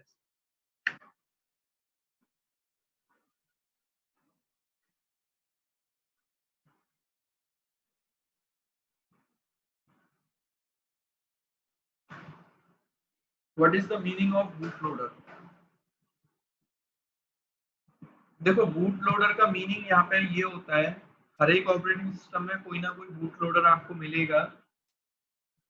ठीक है, तो बूट लोडर का मीनिंग ये होता है कि आपने जब लैपटॉप की या आपने सीपीयू की पावर बटन ऑन करी, और ऑन करने से लेके आपके पास विंडोज का लॉगिन प्रॉम्प्ट आया या किसी सिस्टम का लॉगिन प्रॉम्प्ट आया, वहां तक के प्रोसेस को जो कराने का काम करता है ना, रेस्पॉन्सिबिलिटी किसकी होती है? वो बूट लोडर की। ठीक है, तो बूट लोडर एक लाइट प्रोग्राम होता है, लाइट वेट प्रोग्राम होता है, जो कि आपके सिस्टम के बायोस में इंस्टॉल होता है। ठीक है, तो सिस्टम को अप कराने का जो काम करता है उसको हम बोलते हैं बूट लोडर। कि ऑपरेटिंग सिस्टम को इसने क्या कराया है, लोड कराया है सिस्टम में, या उसके हार्ड डिस्क में लोड कराया है, ये भी बोल सकते हो आप। ठीक है, तो विंडोज में जो बूट लोडर होता है हमारा NTLDR होता है, न्यू टेक्नोलॉजी लोडर। इंटरव्यू का क्वेश्चन ये पूछ लेते हैं कि लिनक्स में बूट लोडर का नाम क्या है। ठीक है, तो जो लीलो जो था हमारा वो ओल्ड बूट लोडर था। अभी जो लेटेस्ट जो चलता है हमारा मार्केट में वो क्या है, ग्रब। लीलो को बोलते हैं हम लिनक्स लोडर, एंड ग्रब को बोलते हैं क्या, ग्रैंड यूनिफाइड बूट लोडर, ये इसकी फुल फॉर्म है। ठीक है, अब है हमारा मेन लिनक्स में टाइप्स ऑफ लॉगिन यूजर। देखो चाहे लिनक्स बोलो इसको, हर एक ऑपरेटिंग सिस्टम में लॉगिन करने के लिए हमारे पास दो टाइप के यूजर हैं, one is super user and another one is normal user. ठीक है, सुपर यूजर का मीनिंग क्या है हमारा, विंडो में जिसको आप एडमिनिस्ट्रेटर बोलते हो, लिनक्स में उसको हम क्या बोलते हैं, रूट। जो रूट यूजर है हमारा वो सुपर यूजर होता है लिनक्स में, वहीं पे अगर मैं विंडो की अगर बात करता हूँ तो आपका एक जो एडमिनिस्ट्रेटर जो यूजर होता है वो बाय डिफॉल्ट किसका काम करता है, सुपर यूजर का। और जो यूजर सुपर यूजर के द्वारा क्रिएट करे जाते हैं उसको ही हम क्या बोलते हैं, नॉर्मल यूजर्स।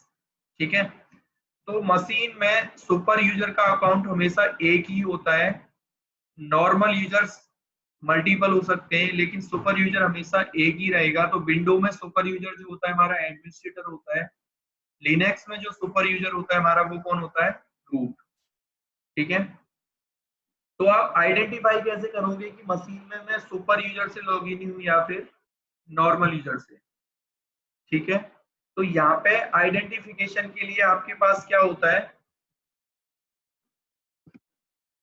मैं एक डायग्राम बना रहा हूं सिंपल सा। ठीक है, वो लिख लेना आप।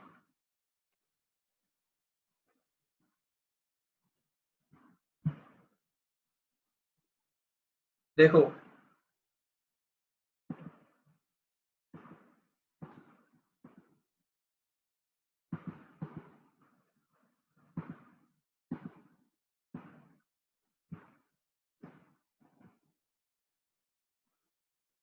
if you are login with root user in Linux, तो आपको जो प्रॉम्प्ट मिलेगा ना, वो प्रॉम्प्ट आपको कुछ ऐसा प्रॉम्प्ट मिलेगा, root@, मैं ये बात कर रहा हूँ टर्मिनल की। ठीक है, सर्वर फाइल ये लिखने वाली चीज है, एंड यहाँ पे मिलेगा आपको फिर हैश। ठीक है, तो अब इनका मीनिंग क्या है वो मैं आपको समझा रहा हूँ।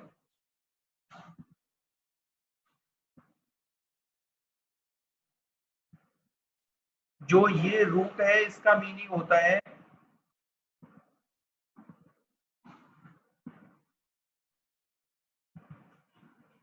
Current login user. ठीक है, इस वाले रूट का मीनिंग क्या है कि आप मशीन में अभी किससे लॉगिन है, रूट से। ठीक है, और जो सर्वर 5 लिखा आ रहा है इसका मीनिंग होता है क्या,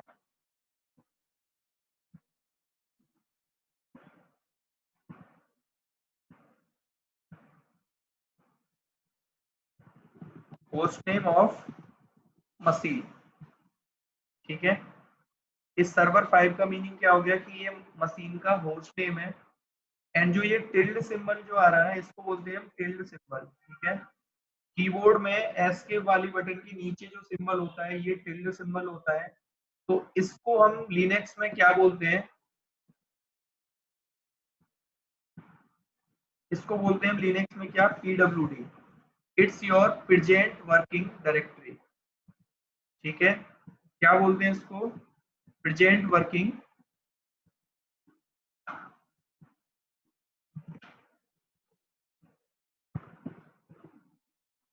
प्रेजेंट वर्किंग डायरेक्टरी।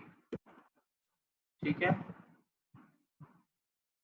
अब रह गया आपका ये, तो इसका मीनिंग होता है लिनक्स में प्रिविलेज मोड। इसको क्या बोलते हैं हम,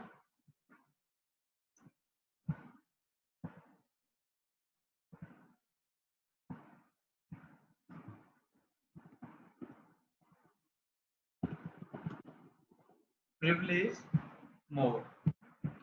ठीक है, प्रिविलेज मोड का सीधा सा मीनिंग है कि मशीन में you are logged in with the super user and you have the 100% rights execute any command. Linux में 100% कमांड चलाने के जो राइट्स होते हैं वो रूट को होते हैं। ठीक है, अगर आप मशीन में नॉर्मल यूजर से लॉगिन है तो आपको प्रॉम्प्ट मिलेगा कुछ ऐसा, if you are login with normal user in Linux, let suppose आपने एक यूजर बनाया किस नाम से, श्याम नाम से। ठीक है, तो आपने मशीन में श्याम से अगर लॉगिन किया है तो आपको जो प्रॉम्प्ट मिलेगा फिर आपको मिलेगा कैसा, यहाँ पे हैश की जगह पे बस क्या हो जाएगा आपका, डॉलर सिंबल। और सबका मीनिंग क्या होता है हमारा यहाँ पे, सेम होता है। ठीक है, इसको थोड़ा सा मैं कर देता हूँ यहाँ पे, ये है और इसका मीनिंग है टिल्ड सिंबल के पास। ठीक है, और सभी सेम है, यानी कि श्याम आपका करंट लॉगिन यूजर हो जाएगा, मशीन का नेम होस्ट नेम हो जाएगा, ये इसको होस्ट नेम बोलेंगे आप, प्रेजेंट वर्किंग डायरेक्टरी आपकी क्या रहेगी, PWD ये डिसाइड करेगा। और डॉलर का मीनिंग होता है यहाँ पे, इसको बोलते हैं कि हम नॉन प्रिविलेज मोड, यानी कि you have only 10% rights to execute any command if you are logging with normal user in Linux. ठीक है, हर एक यूजर, चाहे वो सुपर यूजर है चाहे नॉर्मल यूजर है, मशीन में दो तरीके से लॉगिन कर सकता है वो। ठीक है, देखो यहाँ पे यही चीज मैंने डिफाइन करी है कि ऐसा प्रॉम्प्ट आपको मिलता है जब आप सुपर यूजर से लॉगिन हो, और ये वाला प्रॉम्प्ट आपको अगर मिलता है तो इसका मीनिंग है आप नॉर्मल यूजर से मशीन में लॉगिन। ठीक है, टाइप्स ऑफ लॉगिन मोड हमारे पास क्या होते हैं, दो टाइप के लॉगिन मोड है हमारे पास, command line interface and graphical user interface. ठीक है, चाहे वो विंडो हो चाहे लिनक्स हो, मशीन में दो तरीके से आप काम कर सकते हो, CLI मोड से और ग्राफिकल मोड से। ठीक है, तो अभी हम लोग डिस्कस करेंगे कि मशीन में कैसे हमें कमांड लाइन से लॉगिन करना है और कैसे ग्राफिकल से लॉगिन करना है। ठीक है, तो देखो लैब बनाने के लिए मैं आपको यहाँ लिख दे रहा हूँ।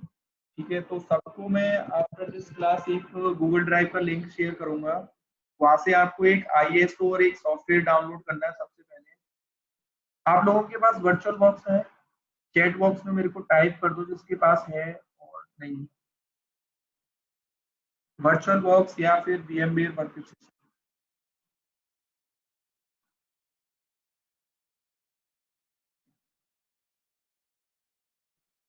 Thank you Devesh. वैभव आपके पास, मनीष के पास भी नहीं है, वैभव के पास नहीं है, थैंक यू। ठीक है, मैं इस क्लास के बाद सॉफ्टवेयर बता दूंगा, यानी कि आपको अपनी लैब कैसे कॉन्फ़िगर करनी है वो सारा कुछ मैं ही बताऊंगा आपको। ठीक है, तो आज हम क्या करेंगे अपना, मैं आपको लिनक्स का इंस्टॉलेशन आपको बता दूंगा कि मशीन में इंस्टॉलेशन आपको कैसे करनी है। ठीक है, तो सब सब लोग स्टेप्स रीड कर लेना उसके, या फिर रिकॉर्डिंग आपके पास रहेगी। ठीक है, तो मैं अभी बता रहा हूँ लैब सेटअप के लिए क्या क्या रिक्वायरमेंट है आपके पास। ठीक है, सॉफ्टवेयर के लिए आपको क्या चाहिए, VMware वर्क स्टेशन। दूसरा जो सॉफ्टवेयर चाहिए आपको RHEL 7 का, ये क्या चाहिए आपको, ISO 5।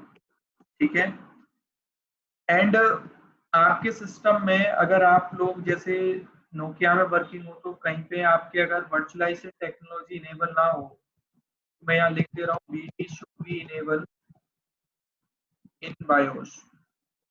ठीक है, अगर आपकी BT इनेबल नहीं है BIOS में तो आपको क्या करना पड़ेगा, अपनी IT डेस्क को कॉल करना पड़ेगा, सर्विस डेस्क के पास, उनसे BT इनेबल कराना पड़ेगा आपको।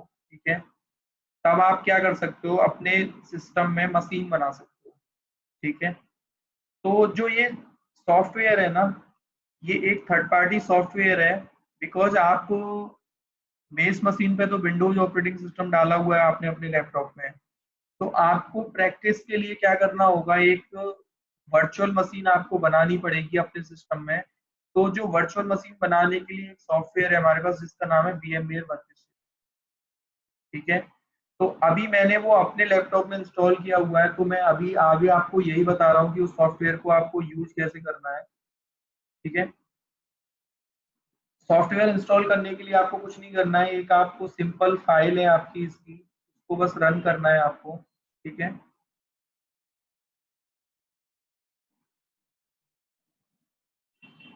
जैसे कि ये सॉफ्टवेयर है एक, इसकी ये exe फाइल है, आपको जनरली इसको क्या करना है, बस एग्जीक्यूट करना है ऐसे करके। ठीक है, तो मेरे में अभी इंस्टॉल है, मैं इसीलिए इसको रन नहीं कर रहा हूँ। आपको क्या करना है, इसको मैं अपलोड कर दूंगा गूगल ड्राइव पे, आपको डाउनलोड करके जस्ट जैसे VLC प्लेयर वगैरह आप इंस्टॉल करते हो ऐसे ही इसका इंस्टॉलेशन है। ठीक है, तो अभी मैं ये एज्यूम करके चल रहा हूँ कि आप लोगों ने सॉफ्टवेयर इंस्टॉल कर लिया है, सॉफ्टवेयर इंस्टॉल करते ही आपके पास ऐसा कुछ विंडो खुल के आएगा। ठीक है, तो आपको क्या करना है, यहाँ पे create a new virtual machine. ठीक है, इसमें आपको एक ऑप्शन लेना है ऊपर वाला टिपिकल ऑप्शन, ठीक है, जो कि रिकमेंडेड है, नेक्स्ट करना है। इसमें सबसे लास्ट वाला ऑप्शन आपको यहाँ चूज करना है, I will install the operating system later. ठीक है, नेक्स्ट करोगे, यहाँ पे आपको सेलेक्ट करना है आप जो वर्चुअल मशीन बना रहे हो वो लिनक्स का रहेगा, और कौन सा OS इंस्टॉल कर रहे हो उसमें आप red hat enterprise Linux 7 64 bit, तो RHEL 7 का 64 बिट रिलीज ही आता है मार्केट में, 32 बिट आपका नहीं आता है, ठीक है। तो ये आपको लेना है, और यहाँ पे आप अपनी VM का कुछ भी नाम ले सकते हो, क्या, जैसे कि मैंने बोला RHEL 7 मशीन, ठीक है। ये आपकी लोकेशन है जहाँ पे भी आप मशीन को सेव करना चाहते हैं। जैसे आपने बोला कि मेरे को जो मशीन सेव करनी है वो डेस्कटॉप पे एक फोल्डर बनाना है मेरे को, जैसे आप या फिर फोल्डर बना दो, यहाँ पे आपने फोल्डर बनाया और उसको कर दिया क्या, रीनेम, ठीक है, और आपने यहाँ पे नाम दे दिया उसका VM, ठीक है। तो आपका जो मशीन है अब जो सेव होगा, आप देख रहे हो यहाँ लोकेशन अपने आप से चेंज होगी, डेस्कटॉप पे VM नाम पे एक फोल्डर होगा, उसके अंदर आपकी ये मशीन क्या होगी, सेव हो जाएगी, ठीक है। नेक्स्ट करना है आपको। अब यहाँ पे ये बता रहा है कि आप हार्ड डिस्क जो है वो कितना देना चाहते हो अपनी वर्चुअल मशीन को, तो 20 GB में आपका आराम से लिनक्स इंस्टॉल हो जाएगा, और यहाँ लिखा भी है नीचे, recommended size for Red Hat Enterprise Linux 7 is 20 GB, ठीक है। यहाँ आप नेक्स्ट करोगे, फिनिश, ठीक है। देखो अभी हमने क्या किया है, हार्डवेयर कॉन्फ़िगरेशन अपनी वर्चुअल मशीन को दे दिया है, लेकिन जो हमारा OS जो इंस्टॉल होगा उसके लिए हमें क्या चाहिए, ISO फाइल। तो ISO फाइल के लिए हमको, मैं आपको ISO का लिंक दूंगा ही, तो आपको किसी लोकल ड्राइव में उसको सेव कर लेना है, और ये वाला ऑप्शन सेलेक्ट करके आपने जहाँ पे भी उस फाइल को सेव कर रखा है, जैसे मैंने डॉक्यूमेंट के अंदर अपनी फाइल को डाला हुआ है, ये मेरी फाइल है, ठीक है। इसको यहाँ पे आप क्या कर दोगे, ब्राउज करके, तो ये वाला जो ऑप्शन है ना, यहाँ पे अपने आप से आ जाएगा यूजिंग द फाइल, नीचे करके लिखा आ रहा है, ISO फाइल का पाथ आ गया। नॉर्मल आपको क्या करना है, फिर power on this virtual machine, ठीक है। जैसे ही आप वर्चुअल मशीन को ऑन करेंगे तो यहाँ पे आपको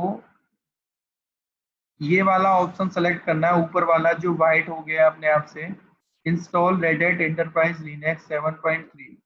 यहाँ पे जाके आपको क्या करना है, एंटर प्रेस करना है, और आपका इंस्टॉलेशन क्या होगा, बिगिन हो जाएगा, ठीक है। अभी आपको एक मैसेज दिख रहा है, press the enter key to begin the installation process, ठीक है। मैंने एंटर की प्रेस कर दिया अपने कीबोर्ड से।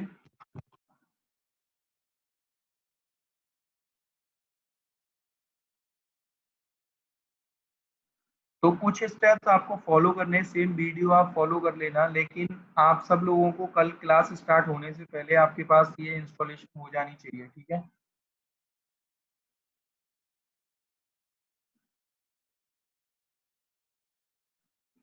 अभी यहाँ तक की क्लास में कोई डाउट तो नहीं है ना आप लोगों को?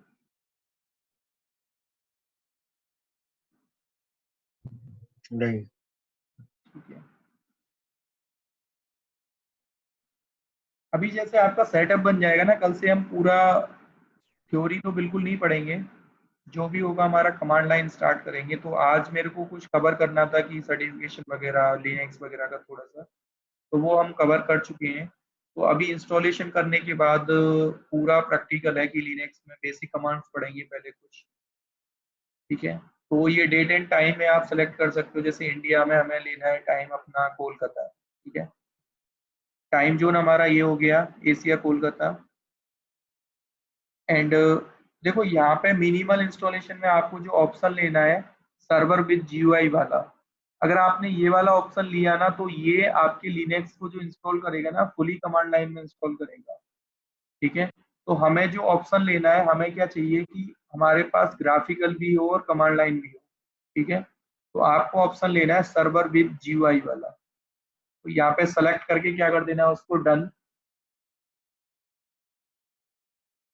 तो थोड़ा सा ये टाइम ले रहा है अभी।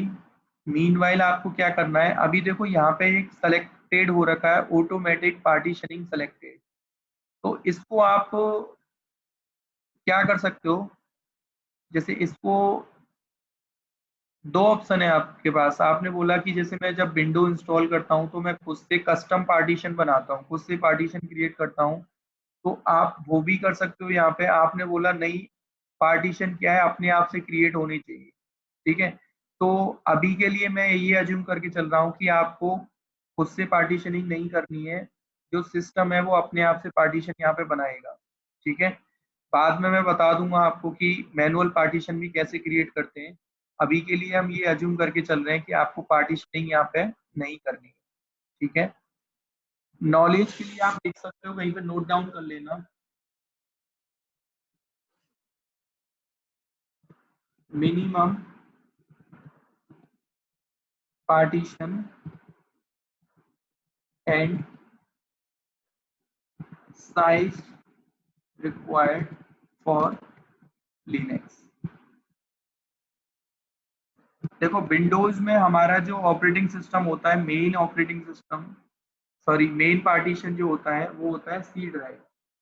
ठीक है, जहाँ पे आपका पूरा ओएस का इंस्टॉलेशन होता है सी ड्राइव में। तो यहाँ पे जो हमारा मेन पार्टीशन जो होता है वो होता है हमारा स्लैश। इसको या तो स्लैश बोलो, आप फॉरवर्ड स्लैश बोलो, रूट पार्टीशन बोलो, या फिर पेरेंट पार्टीशन बोलो। तो लिनक्स का जो इंस्टॉलेशन जो होता है ना हमारा इस वाले पार्टीशन में होता है। इसका जो साइज आपको लेना है मिनिमम कितना लेना है, 10 GB। ठीक है, तो मिनिमम आपको 10 GB का स्पेस अपने रूट पार्टीशन को देना ही होगा। इस पार्टीशन को हम विंडो में बोलते हैं सी ड्राइव, जहाँ पे आपकी विंडोज की इंस्टॉलेशन होती है। ठीक है, और एक पार्टीशन आपको बनाना है होम,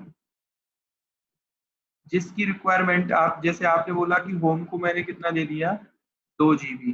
ठीक है, एक पार्टीशन आपको बनाना है क्या, स्लैश बूट, जिसका साइज कितना है 200 MB। देखो अभी के लिए आप थोड़ा सा ये मत सोचना कि यार ये बूट क्या है, होम क्या है, स्लैश क्या है। तो ये सब कुछ मैं बताऊंगा आपको अभी। आज के लिए आपको इतना सीखना है कि मेरे को 4 पार्टीशन लिनक्स में बनाने ही हैं जब भी मैं लिनक्स का इंस्टॉलेशन कर रहा हूँ। ठीक है, एक आपको बनाना है स्वैप, क्योंकि हमारे पास डेडिकेट पार्टीशन वाला चैप्टर है, वहाँ पे पार्टीशनिंग हम पढ़ेंगे पूरा एंड A to Z पढ़ेंगे। अभी मैं अगर आपको डिस्क्राइब करूंगा ना, तो क्योंकि आपको पार्टीशन का भी नहीं पता लिनक्स में, तो इसलिए मैं उसमें ज्यादा डेप्थ में नहीं जा रहा। इसीलिए मैंने लिखा है कि मिनिमम पार्टीशन रिक्वायरमेंट। तो आपको 4 पार्टीशन बनाने हैं। स्वैप आपको ट्वाइस ऑफ रैम लेते हैं हम हमेशा। तो हमने अपनी वीएम को जितनी रैम दी है, ठीक है, रैम हमने यहाँ पे अगर आपको देखना है कि वीएम को रैम कितना दिया है हमने, तो यहाँ पे राइट क्लिक करो और इसकी सेटिंग्स में जाओ। ठीक है, सेटिंग्स में जाने के बाद आपके पास एक पेज ओपन होके आएगा अभी। ठीक है, तो रैम आप यहाँ पे देख सकते हो 2 GB रैम हमने इसको दे रखा है, और हार्ड डिस्क कितना दे रखा है हमने यहाँ पे 20 GB। तो हमेशा ये रिकमेंडेशन होता है कि जब भी आप स्वैप बना रहे हो तो वो होना चाहिए ट्वाइस ऑफ रैम। तो रैम कितना है हमारा 2 GB, तो स्वैप हम कितना बनाएंगे यहाँ पे 4 GB का। ठीक है, तो अभी मैं आपको इसकी रिक्वायरमेंट के अकॉर्डिंग ही क्या बता रहा हूँ, I will configure the partitioning. मतलब मैं खुद से पार्टीशन बनाना चाहता हूँ, ऑटोमेटिक पार्टीशनिंग मेरे को नहीं करनी है। ठीक है, आप जैसे इस पे क्लिक करोगे डन, तो यहाँ पे आपसे पूछेगा कि पार्टीशन का टाइप आप क्या लेना चाहते हैं। तो पार्टीशन का टाइप हो गया मेरा स्टैंडर्ड पार्टीशन, की पार्टीशन मेरे को खुद से क्रिएट करना है। और इस पे प्लस पे आप जैसे ही जाओगे, यहाँ पे आपको क्या देना है सबसे पहले, स्लैश। तो इसका मीनिंग ये हो गया कि आपने एक प्राइमरी पार्टीशन बनाया, लाइक विंडो, विंडो में जो आप बनाते हो सी ड्राइव, और उसका साइज आपने कितना दे दिया, यहाँ पे आपको MB में देना होता है 10,000 MB। ठीक है, तो इसका मीनिंग हो गया नियर अबाउट 10 GB। ठीक है, एक नया पार्टीशन आपने बनाना है फिर से होम। तो होम के लिए आपने कितना दे दिया 2048 MB, मतलब 2 GB। ठीक है, फिर से एक नया पार्टीशन आपको बनाना है स्लैश बूट, बूट को आपने कितना दे दिया 200 MB। ठीक है, अब एक नया पार्टीशन आपको बनाना है क्या, स्वैप, स्वैप को आपने कितना दे दिया यहाँ पे 4 GB। ठीक है, एड माउंट पॉइंट, सॉरी ये हमें डिलीट करना पड़ेगा, ये KB में बन गया है। मैंने बताया था आपको कि यहाँ पे MB में साइज आपको देना है, तो 4096 हम दे देते हैं, इसका मीनिंग हो गया 4 GB। ठीक है, तो आपके देखो यहाँ पे आप देख सकते हो साइड में लेफ्ट हैंड में ही आपका होम बना है, बूट बना है, और ये आपका स्लैश यानी कि रूट पार्टीशन आपका, और स्वैप आपका 4 GB का। अब आपको क्या करना है, डन पे क्लिक करना है। तो ये हमसे एक बार कंफर्मेशन ले रहा है कि आपका कोई भी डेटा होगा तो उसको क्या कर दूंगा मैं, डिस्ट्रॉय कर दूंगा। यहाँ पे एरर भी आ रहा है, ठीक है। तो हमने बोला कि यस आई एम कमिट, कि मैं ये चेंजेस करना चाहता हूँ सिस्टम में। तो अभी यहाँ पे देखो कस्टम पार्टीशनिंग सेलेक्टेड आ गया। पहले यहाँ पे आ रहा था ऑटोमेटिक पार्टीशनिंग सेलेक्टेड, बिकॉज हम बिना ह्यूमन इंटरेक्शन के क्या चाह रहे थे कि ओएस में खुद से पार्टीशन बन जाए। तो मैंने कहा कि मैं खुद से नहीं चाहता, मैं खुद से पार्टीशनिंग करना चाहता हूँ, बिकॉज मेरे को ये पता है कि कितने जीबी का मेरे को कौन सा पार्टीशन क्रिएट करना है। के डंप को हम हमेशा डिसेबल करके चलेंगे। यहाँ पे के डंप होता क्या है मैं बताऊंगा आपको अभी, ठीक है। जैसे ही आपने सारी सेटिंग्स आप कंप्लीट कर दोगे तो यहाँ पे ये वाला जो बटन है बिगिन इंस्टॉलेशन अपने आप से ब्लू कलर में हो जाएगा। इस पे आपको क्लिक करना है तो आपका इंस्टॉलेशन यहाँ से स्टार्ट हो जाएगा। लेकिन यहाँ पे एक आपको रेड कलर में मैसेज आ रहा है कि root password is not set and no user will be created. तो आपको क्या करना है, एक तो सुपर यूजर के लिए पासवर्ड सेट करना है, जो भी पासवर्ड आप सेट करना चाहते हैं, ठीक है। तो अभी मैं रूट का पासवर्ड सेट करूंगा। यहाँ पे जैसे आप इस पे क्लिक करोगे रूट का पासवर्ड सेट होगा।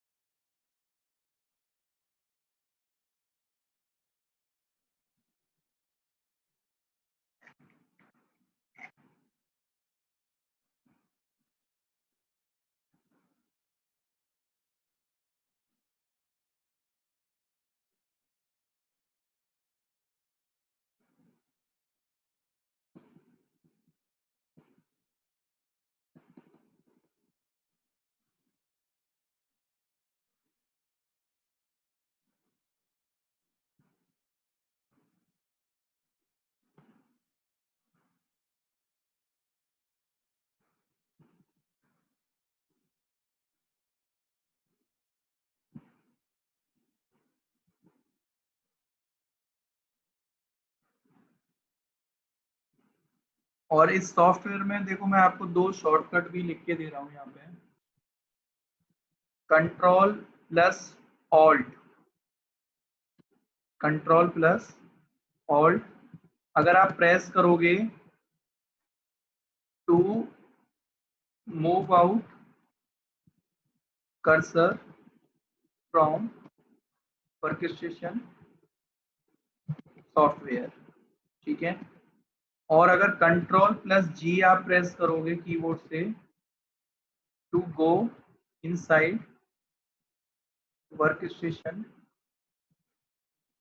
सॉफ्टवेयर। तो ये आप याद रखना कि आपको इस सॉफ्टवेयर के अंदर, जैसे आपने बोला मैंने लिनक्स पे काम कर रहा हूँ अभी, ठीक है, तो आपका कर्सर अभी इसके अंदर चला गया, ठीक है। आपने कहा मेरे को इससे बाहर आना है, तो आपको प्रेस करना पड़ेगा क्या, कंट्रोल। जैसे आपने कहा मैं गूगल क्रोम में कुछ करना चाहता हूँ, या फिर आपने कहा फिर से मैं इसके अंदर करना चाहता हूँ कुछ काम, तो ये उसके लिए ऑप्शन होते हैं, ठीक है। तो अभी हम इस इंस्टॉलेशन को चलने देते हैं। यहाँ पे हम क्या करते हैं, मेरे पास ऑलरेडी एक RHL 7 का मशीन बना हुआ है, ठीक है। तो इस मशीन को मैं क्या करता हूँ, पावर ऑन कर लेता हूँ अपनी मशीन को।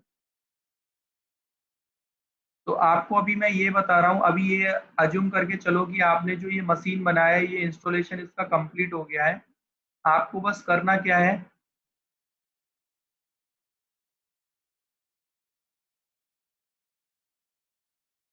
कि मशीन में लॉगिन आप कैसे करोगे वो सारी चीजें मैं आपको समझाना चाह रहा हूँ अभी, ठीक है।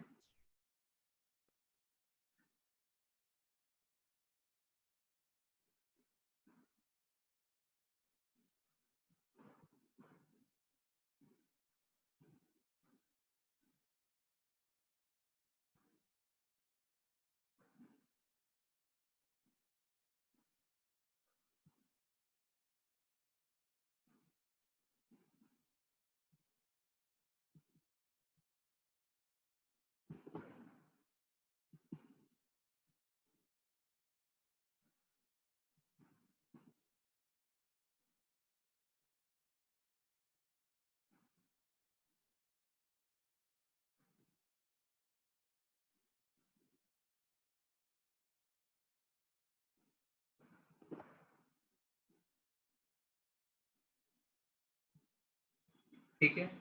तो यहाँ पे देखो, अभी आपको एक तो दो यूजर यहाँ आपको दिख रहे हैं, एक तो हिमांशु नाम का और लिनक्स नाम का, ठीक है। तो ये हमारे हैं नॉर्मल यूजर अभी। और जो नॉट लिस्टेड का ऑप्शन जो आ रहा है ना, यहाँ पे आपको अगर मशीन में रूट से लॉगिन करना है तो आपको यूजर नेम क्या लिखना पड़ेगा, रूट। और पासवर्ड आप इंस्टॉलेशन के टाइम पे जो भी सेट करोगे, जैसे मैंने अपनी मशीन में पासवर्ड दिया हुआ है, तो मशीन में मैं लॉग इन कर गया यहाँ पे, ठीक है। तो मेरे को आपको बस ये दिखाना है कि आप अभी आइडेंटिफाई कैसे करोगे मशीन में रूट से लॉगिन हो या फिर आप नॉर्मल, ठीक है।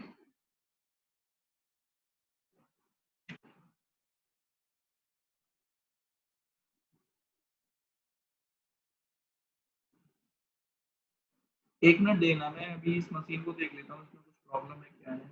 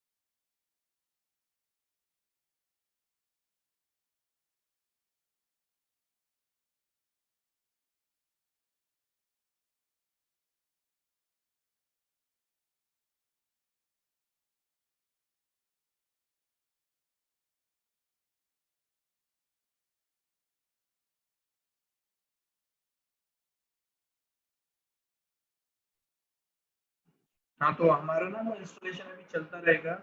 अभी हम ये अज्यूम करके चल रहे हैं कि हमारे पास एक मशीन इंस्टॉल्ड है लिनक्स का। उसमें जैसे हमने टर्मिनल ओपन किया, ठीक है? तो टर्मिनल में हमने यहाँ साफ-साफ आपको देखो सामने दिख रहा है, मैंने बताया था कि अगर रूट यूजर से आप लॉगिन है और मशीन का होस्ट नेम क्या है आपका, ये है, और ये टिल्ड आपका क्या है, आपका प्रेजेंट वर्किंग डायरेक्टरी, और हैश का मीनिंग आपका यहाँ पे क्या है, प्रिविलेज हो, ठीक है? आपने कहा कि मेरे को नॉर्मल यूजर से मशीन में लॉगिन करके दिखाओ, और फिर उसमें मैं देखना चाहता हूँ कि मैं आइडेंटिफाई कैसे करूंगा कि नॉर्मल यूजर से लॉगिन है सुपर यूजर से, ठीक है? तो मैंने वहां से लॉग आउट किया मशीन को। अभी मैं लॉगिन करता हूँ किसी नॉर्मल यूजर से, मैंने कहा लिनक्स नाम के यूजर से लॉगिन करो, और उसका पासवर्ड मैंने यहाँ पे डाला, ठीक है? तो अभी मेरे पास प्रॉम्प्ट जो है वो चेंज होना चाहिए,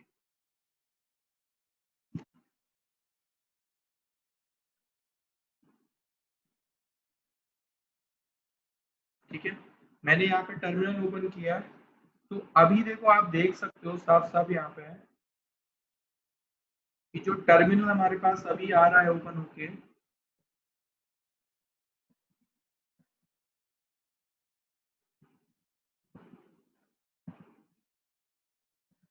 वो क्या है यहाँ पे,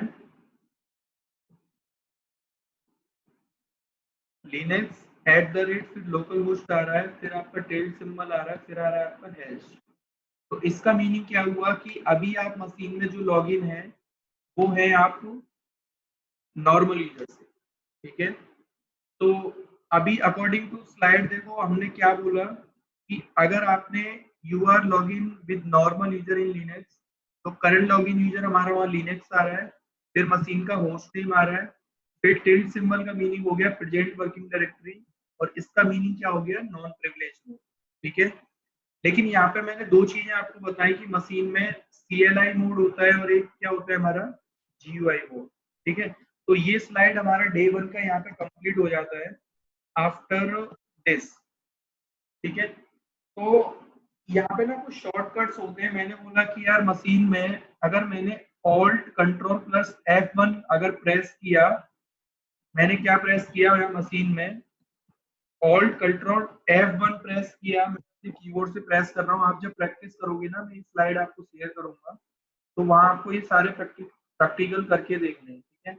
तो कंट्रोल ऑल्ट F2 अगर मैंने प्रेस किया, तो यहाँ पे मेरे को जो लॉगिन करने को बोल रहा है वो फुली कमांड लाइन, ठीक है? कमांड लाइन का मीनिंग है यहाँ पे आप अपना कर्सर भी नहीं देख सकते हो, जो भी आपको करना पड़ेगा यहाँ पे कमांड से करना पड़ेगा, ठीक है? तो ये बोल रहा है कि कंट्रोल ऑल्ट F2 से लेके F6 तक लिनक्स में जो आपको मिलेगा वो मिलेगा फुली कमांड लाइन, और इसको ही बोलते हैं हम क्या, टेक्स्ट मोड। लेकिन आपको फिर से अगर ग्राफिकल पे जाना है तो कीबोर्ड से आपको क्या प्रेस करना पड़ेगा, अभी मैं अपने कीबोर्ड से प्रेस कर रहा हूँ क्या, कंट्रोल ऑल्ट F1। तो मैंने जैसे ही कंट्रोल ऑल्ट F1 प्रेस किया, मेरे को क्या मिला यहाँ पे, ग्राफिकल यूजर इंटरफेस, ठीक है? तो मैंने मशीन में आपको दोनों तरीके से लॉगिन करके बता दिया कि आप कमांड लाइन से लॉगिन कैसे करोगे और ग्राफिकल से लॉगिन कैसे करोगे। कमांड लाइन का मीनिंग हो गया कंट्रोल ऑल्ट F2 प्रेस किया आपने, और फिर से आपने F3 प्रेस किया, तो यहाँ पे भी आप रूट से लॉगिन कर सकते हो, ठीक है? तो आपके पास रूट के दो प्रॉम्प्ट हो गए आपके, एक तरीके से कंट्रोल ऑल्ट F2 पे भी आपने लॉगिन कर रखा है, और कंट्रोल ऑल्ट F3 पे भी आपने क्या कर रखा है, लॉगिन कर रखा है, ठीक है? तो मैं फिर से कंट्रोल ऑल्ट F1 पर गया, तो यहाँ पे मैंने जैसे टर्मिनल ओपन किया, तो अभी मैं जो मशीन में लॉगिन हूँ वो किससे हूँ, नॉर्मल यूजर से। अगेन मैं यहाँ से लॉग ऑफ कर रहा हूँ, ठीक है? और मैं फिर से लॉगिन करूंगा मशीन में किससे, सुपर यूजर से, ठीक है? तो सबसे पहले आप मशीन में ये डाल लो, मतलब अपना प्रैक्टिकल लिखना स्टार्ट कर दो कि how to log in machine with root user. करना क्या है आपको, नॉट लिस्टेड जहाँ लिखा आ रहा है वहां पे यूजर नेम में आपको रूट डालना है, और पासवर्ड आपने जो इंस्टॉलेशन के टाइम पे सेट किया होगा वो पासवर्ड आपको यहाँ पे डालना है, ठीक है? जैसे ही आप मशीन में लॉग इन करोगे, सबसे पहले टर्मिनल ओपन करना है आपको, और टर्मिनल में आपको बस अभी ये बता रहा हूँ कि कोई यूजर कैसे बनाओगे आप मशीन में, और यूजर को डिलीट कैसे करोगे, यूजर का पासवर्ड सेट कैसे करोगे। ठीक है, लिनक्स में सबसे पहले यूजर बनाने के लिए लिनक्स में हमारे पास क्या होता है। तो आज की सबसे पहली कमांड जो आपको मैं पढ़ा रहा हूं, पहला practical, how to add user in Linux. ठीक है, तो हमारे पास लिनक्स में देखो, आपको मैं नोट्स बनाने के तरीके बता देता हूं। आपको ना हर बारी ये चीज नहीं लिखनी है, यहां तक नहीं लिखना है आपको। अगर मैंने बोला है आपको कि आपको कोई कमांड रूट यूजर से चलानी है, तो यहाँ पे हैश आएगा। ठीक है, लेफ्ट साइड में क्या आएगा, हैश। अगर मैंने बोला कि नॉर्मल यूजर से कोई कमांड फायर कर रहे हो, तो आपको क्या चलाना है, यहाँ पे डॉलर लिखना है। ठीक है, सबसे पहले मैं हर एक कमांड का क्या लिखाऊंगा आपको, सिंटैक्स। लिनक्स में कमांड को चलाने का सिंटैक्स क्या है, उसके नीचे आएगी आपकी कमांड। ठीक है, तो लिनक्स में जब यूजर ऐड करना है, तो हमारे पास कमांड होती है यूजर ऐड, और फिर आता है आपके यूजर का नेम। ठीक है, तो यहाँ पे हम चलते हैं। अभी मैंने कहा एक यूजर ऐड करो मशीन में, किस नाम से, देवेश के नाम से। ठीक है, तो मैंने यूजर ऐड दिया और यूजर का नाम दिया यहाँ पे। ठीक है, तो आप क्या लिखोगे अभी अपनी नोटबुक पे, हैश करके यूजर ऐड देवेश। ठीक है, अब इस कमांड का आपको मीनिंग लिखना है यहाँ पे, तो क्या लिखोगे, टू ऐड यूजर। ठीक है, अब आपको चेक करना है कि यूजर मशीन में ऐड हुआ है या नहीं। तो हमारे पास यहाँ पे एक लोकेशन होती है जहाँ पे सारे यूजर सेव होते हैं मशीन में। ठीक है, तो हमने यहाँ पे देवेश नाम का यूजर, यहाँ पे आप देख सकते हो। अगर आपने क्या किया, एलएस, एलएस क्या होती है, कमांड है लिनक्स में, जो कि किसी डायरेक्टरी को लिस्ट करने के लिए यूज होती है। ठीक है, तो डायरेक्टरी को लिस्ट करने का मीनिंग यहाँ पे किसी फोल्डर का कंटेंट आपको चेक करना है कि फोल्डर में कितने फाइल और डायरेक्टरीज है। डायरेक्टरीज बोलो या फोल्डर बोलो, सेम चीज होता है। विंडो में हम जिसको फोल्डर बोलते हैं, लिनक्स में उसको ही हम डायरेक्टरी बोलते हैं। ठीक है, तो टेक्निकली मैं हमेशा डायरेक्टरी कीवर्ड यूज करूंगा लिनक्स में। फोल्डर यहाँ पे नहीं बोलते हैं, उसको डायरेक्टरी बोला जाता है। ठीक है, तो आपका देवेश नाम का यूजर लॉगिन मशीन में हो गया है। अब वेरीफाई करने के दो तरीके हैं इसको, कि मशीन में देवेश लॉगिन कर पा रहा है या नहीं। ठीक है, तो देखो, एक तो होता है कि अकाउंट में स्विच करना, दो तरीके हैं। एक बोलते हैं हम स्विच करना, और एक बोलते हैं लॉगिन करना। इन दोनों में डिफरेंस क्या होता है, आपने बोला कि मशीन में मैंने लॉगिन किया रूट से, और फिर रूट ने दूसरे यूजर के अकाउंट में क्या किया, स्विच किया। जैसे देवेश के अकाउंट में क्या कर दिया उसने, स्विच किया। लेकिन बेस मशीन में जो लॉगिन हुआ था, किससे हुआ था, रूट से। ठीक है, इसको तो बोलते हैं स्विच करना। लॉग इन करने का मीनिंग है कि आपने डायरेक्टली मशीन में लॉग इन किया, किससे, देवेश से। इसको बोलते हैं मशीन में लॉग इन करना। ठीक है, तो अगला मैं बता रहा हूं आपको, लॉग इन करना आपको आ गया। ठीक है, नेक्स्ट है आपका how to switch user account in Linux. ठीक है, क्या करोगे आप, उसके लिए हमारे पास कमांड होती है su हाइफन, और फिर आता है आपका यूजर का नेम। ठीक है, तो आपने बोला कि यार मेरे को यहाँ पे कितने यूजर बने हुए हैं, देवेश, हिमांशु, लिनक्स और टेस्ट। आपने बोला मैं मशीन में अभी रूट से लॉगिन हूँ, मेरे को स्विच करना है देवेश के अकाउंट में। तो कमांड क्या होगी हमारे पास, स्विच हाइफन देवेश। तो अभी आपको देखो, ये चेक करने के दो तरीके हैं।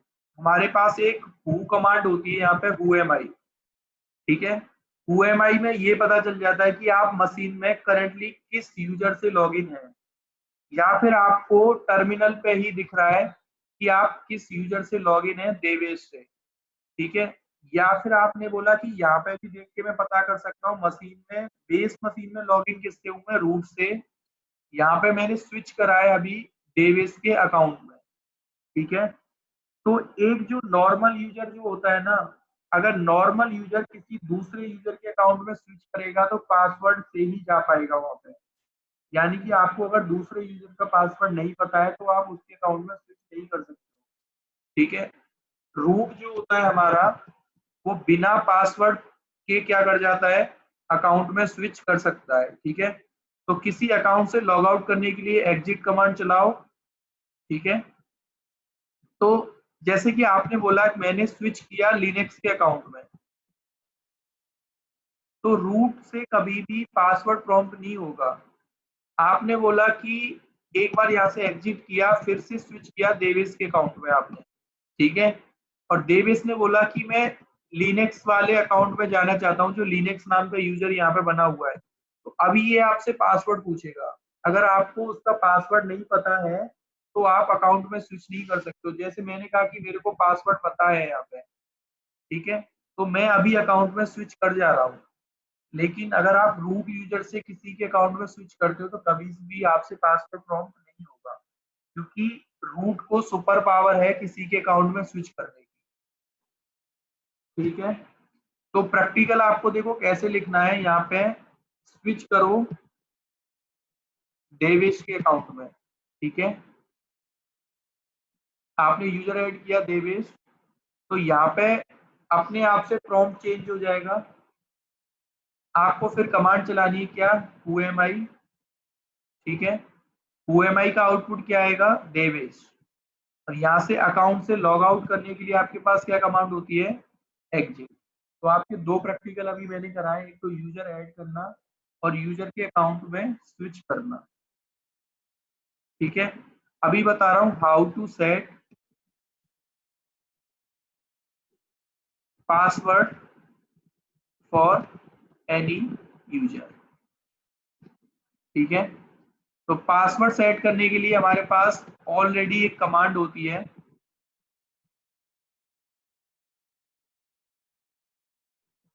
तो रूट से ही हमेशा आप पासवर्ड सेट करोगे किसी यूजर का बाय डिफॉल्ट, ठीक है। तो पासवर्ड के लिए कमांड है हमारे पास क्या, पास wd एंड यूजर का नेम।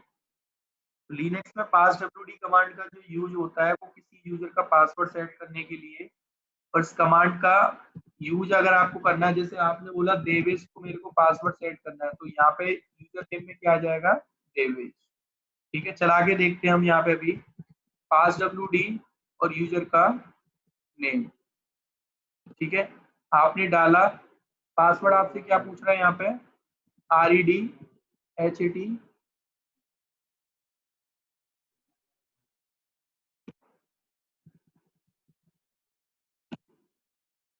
ठीक है। तो दो बार आपको सेम पासवर्ड कंफर्म करना होता है, रेड हैट, ठीक है। यार अभी एक सैड न्यूज आई है, सुषमा स्वराज जो है वो एक्सपायर हो गई है। पता नहीं, मेरे को भी पता चला है अभी, फ्रेंड है मेरे को बता रहे हैं। क्या हुआ राम सर, अटैक, चलो कोई नहीं। तो ये पासवर्ड कमांड से हम किसी यूजर का पासवर्ड सेट कर सकते हैं, ठीक है। तो मैंने बोला कि मैंने लिनक्स से स्विच किया, क्या मैं अब देवेश के अकाउंट में स्विच कर सकता हूँ, यस। तो वो आपसे पासवर्ड प्रॉम्प्ट कर रहा है, आपने जैसे ही पासवर्ड डाला यहाँ पे रेड, जैसे मैंने सेट किया था पासवर्ड रेड, तो बिना पासवर्ड के आप स्विच नहीं कर सकते हो अगर आप नॉर्मल यूजर से किसी के अकाउंट में स्विच कर रहे हो, ठीक है। लॉग आउट करने के लिए अगेन हमारे पास क्या है, एग्जिट कमांड, ठीक है। तो ये चीज आपको क्लियर है, अभी तीन चीजें हम कर चुके हैं, यूजर ऐड करना, अकाउंट में स्विच करना और किसी यूजर का पासवर्ड सेट करना, ठीक है। अब मैं बता रहा हूँ how to delete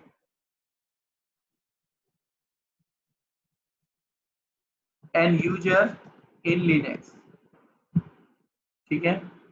how to delete any user in Linux, ठीक है। तो we have the command user del hyphen r और फिर आपके यूजर का नेम। ठीक है, तो यूजर डिलीट करने के लिए जैसे आपने बोला कि एक यूजर मेरा बना है यहाँ पे, देखो डिलीट करने से पहले ना मैं आपको एक चीज और दिखा देता हूँ। जैसे जैसे आप यूजर ऐड करते जाते हो ना, वो आपको कहाँ पे दिखेंगे, ls/home के अंदर। ठीक है, आप यहाँ से जैसे ही लॉग आउट करोगे, तो मैंने कहा यार कि ये यूजर मेरे को वहां दिख रहा है।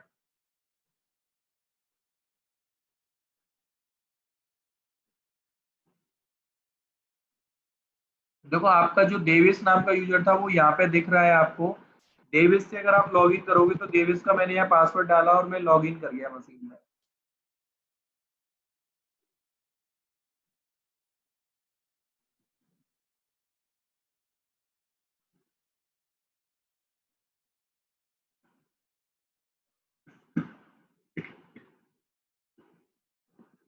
आपने टर्मिनल ओपन किया, ठीक है, और टर्मिनल में जाके अभी देखो आप लॉगिन किससे हो मशीन में, देवेश नाम के यूजर से। ठीक है, आपने बोला कि यार क्या मैं रूट के अकाउंट में स्विच कर सकता हूँ, yes you can switch if you have password. तो अभी आप जो मशीन में लॉगिन हो किससे हो, रूट से। अगर आपने रूट के अकाउंट से लॉग आउट किया फिर से कमांड चलाई whoami, तो अभी आप मशीन में किससे लॉगिन हो, डेविस से। ठीक है, तो मेरे को यही दिखाना था कि आप डायरेक्टली भी मशीन में लॉगिन कर सकते हो जो भी आपने यूजर अकाउंट बनाया है। ठीक है, फिर से मैं अभी मशीन में लॉगिन कर रहा हूँ रूट से, और फिर आपको बताता हूँ कि यूजर को डिलीट आप कैसे करोगे।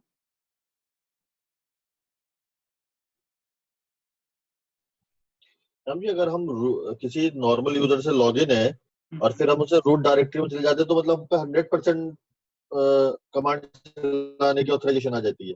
हाँ, अगर आपने रूट से लॉगिन कर लिया, जैसे स्विच कर लिया, नॉर्मल यूजर से आपने मशीन लॉगिन करी और फिर रूट के अकाउंट में स्विच कर लिया, फिर आप मशीन में कुछ भी कर सकते हो, लेकिन रूट के अकाउंट में स्विच करने के लिए आपके पास रूट का पासवर्ड होना चाहिए।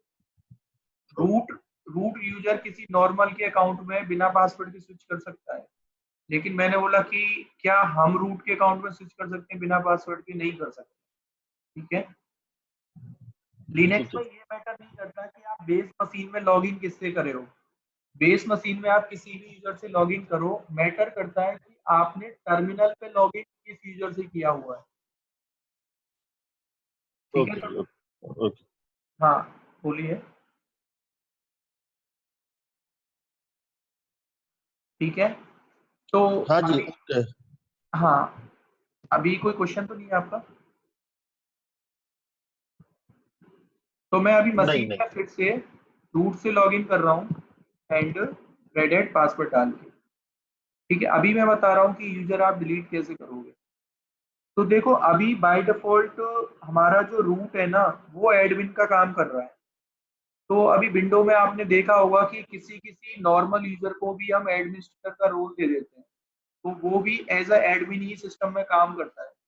तो अभी आगे हम जब यूजर ग्रुप मैनेजमेंट चैप्टर पढ़ेंगे ना, तो वहां पे भी हम क्या करेंगे, किसी नॉर्मल यूजर को एडमिन का रोल दे सकते हैं कि वो मशीन में जो काम रूट कर रहा है ना वही नॉर्मल यूजर भी कर सकता है। ठीक है, तो अभी हम आगे चल के मैं वो बताऊंगा सारी चीजें कि कैसे करते हैं, कि नॉर्मल यूजर को एडमिन आप कैसे बनाओगे। वो सेंट्रलाइज मैनेजमेंट का पार्ट है, तो यूजर मैनेजमेंट में वो चीज हम कवर करेंगे। ठीक है, तो अभी हमने यूजर डिलीट करके देखना है। आपने कहा कि एक यूजर मशीन में बना हुआ है ls/home करके, आपने देखा देवेश नाम का, आपने कहा इस यूजर को डिलीट करो, यूजर डेल -r और आपने यूजर का नाम दिया। कंफर्मेशन के लिए क्या करोगे, आप ls/home करके देखोगे तो यहाँ पे नहीं है, और स्विच आइफन आप देवेश करके भी देखोगे तो वो यूजर यहाँ पे नहीं होगा। क्या कह रहा है, user Devesh does not exist. ठीक है, तो ये यूजर ऐड करने का, डिलीट करने का, ये सब तरीका हमने सीख लिया है। ठीक है, यूजर डेल -r देवेश। ठीक है, तो हमारे पास अभी 14 मिनट है, तो मैं इंस्टॉलेशन में ही चलते हैं फिर से हम वापस। अभी बस थोड़ा सा टाइम लगेगा। देखो आपको मैं एक चीज बता देता हूँ, लिनक्स में ये आपको भी पता होगा किसी भी ऑपरेटिंग सिस्टम में जब कोई यूजर बनता है तो उसके डेटा सेव करने के लिए उसका एक फोल्डर भी क्रिएट होता है। विंडो में सी ड्राइव के अंदर अगर आपने देखा होगा कि मेरे नाम का कोई यूजर यहाँ पे बना हुआ है, मैंने कहा यूजर्स के अंदर जाओ और यहाँ पे ये मेरा क्या है, पर्सनल अकाउंट है मेरा ये, ठीक है। तो जब यूजर का कोई पर्सनल अकाउंट होता है ना, उसको हम बोलते हैं टेक्निकली लिनक्स में होम डायरेक्टरी, ठीक है।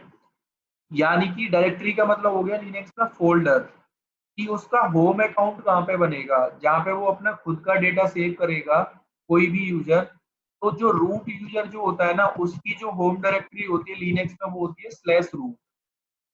इसको क्या बोलते हैं, रूट होम डायरेक्टरी, ठीक है। और जो नॉर्मल यूजर्स जो होते हैं ना हमारे, नॉर्मल यूजर्स, उनकी जो होम डायरेक्टरी होती है वो क्या होती है, स्लैश होम, ठीक है। तो मैं यहाँ लिख देता हूँ नॉर्मल यूजर्स होम डायरेक्टरी। तो बाय डिफॉल्ट लिनक्स में एक नोट करके लिख देता हूं मैं, whenever user whenever user takes login to Linux machine, he or she will take login to home home directory of user, ठीक है। इस लाइन का मीनिंग आपको शायद अभी समझ नहीं आया होगा कि मैंने ये बोला है कि लिनक्स में कोई सा भी यूजर अगर लॉगिन करता है तो बाय डिफॉल्ट उसको जो लोकेशन मिलेगी वो उसकी होम डायरेक्टरी होगी। तो इसको मैं प्रूव करके देता हूँ आपको, ठीक है। मैंने आपको स्लैश रूट क्या बताया आपको, यूजर का होम अकाउंट कहाँ पे होता है, रूट यूजर का होम अकाउंट स्लैश रूट के अंदर। तो यहाँ पे एक कमांड होती है pwd, जिससे कि आप ये पता कर सकते हो कि अभी आप किस डायरेक्टरी के अंदर काम कर रहे हो, प्रेजेंट वर्किंग डायरेक्टरी, ठीक है। pwd कमांड आपने चलाई, अभी कहाँ पे लॉग इन हो आप, स्लैश रूट के अंदर, ठीक है। और मशीन में भी आप किससे लॉग इन हो, ओएमआई मतलब रूट यूजर से। तो ये चीज प्रूव हो गई कि रूट अगर अपनी मशीन में लॉग इन कराए तो बाय डिफॉल्ट किस डायरेक्टरी के अंदर है वो, रूट के अंदर। अब मैं एक काम करता हूँ, रूट से लॉग ऑफ करता हूँ यहाँ से और लॉग इन करता हूँ मैं किससे, किसी नॉर्मल यूजर से। तो नॉर्मल यूजर का मैंने लोकेशन आपको क्या बताया, यूजर कहाँ लॉग इन करते हैं, होम के अंदर, ठीक है। देखो जैसे विंडो में जो ये यूजर्स नाम की जो डायरेक्टरी है ना, ये इनका होम अकाउंट हो गया। जितने भी आप यूजर इसमें बनाओगे अभी विंडोज में, सारे यूजर बाय डिफॉल्ट इसके अंदर जाएंगे आपके। तो ऐसे ही लिनक्स में क्या होता है, अगर आप लिनक्स में जैसे आपने लॉगिन किया यहाँ पे है, तो जितने भी नॉर्मल यूजर है ना बाय डिफॉल्ट स्लैश होम के अंदर लेंगे आपको, ठीक है। तो इसका मीनिंग क्या हो गया, नॉर्मल यूजर की जो होम डायरेक्टरी होती है वो आपकी होती है क्या, स्लैश होम।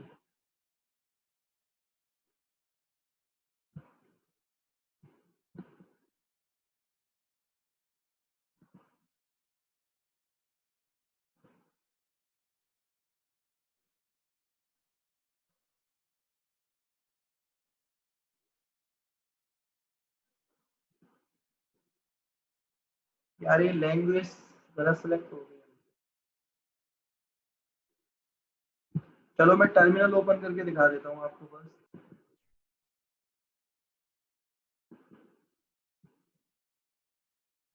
ठीक है। अभी मैं नॉर्मल यूजर से लॉगिन हूँ मशीन में। तो अगर मैं अभी यहाँ pwd करूंगा तो क्या आ रहा है हमारा, slash home slash Linux. Because मैंने यहाँ पे आपको बताया है कि जब नॉर्मल यूजर मशीन में लॉगिन करेंगे तो उनको जो होम अकाउंट मिलेगा स्लैश होम मिलेगा, और रूट जब मशीन में लॉगिन करेगा तो उसको क्या मिलेगा, स्लैश। ये क्लियर है ना आप लोगों को।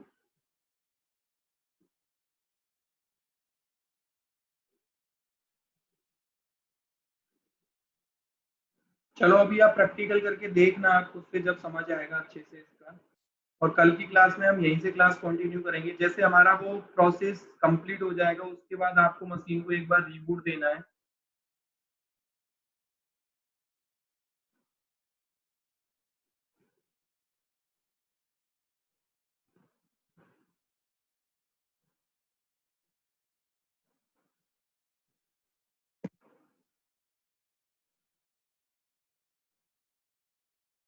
कल से आप लोग ना एक नोटबुक लेके बैठना साथ में, जो मैं कराता जा रहा हूँ, क्योंकि मैं यहाँ 2 बार टाइप नहीं करूंगा इस चीज को। ये मैंने फर्स्ट क्लास थी जब मैंने ये ओपन करा हुआ था।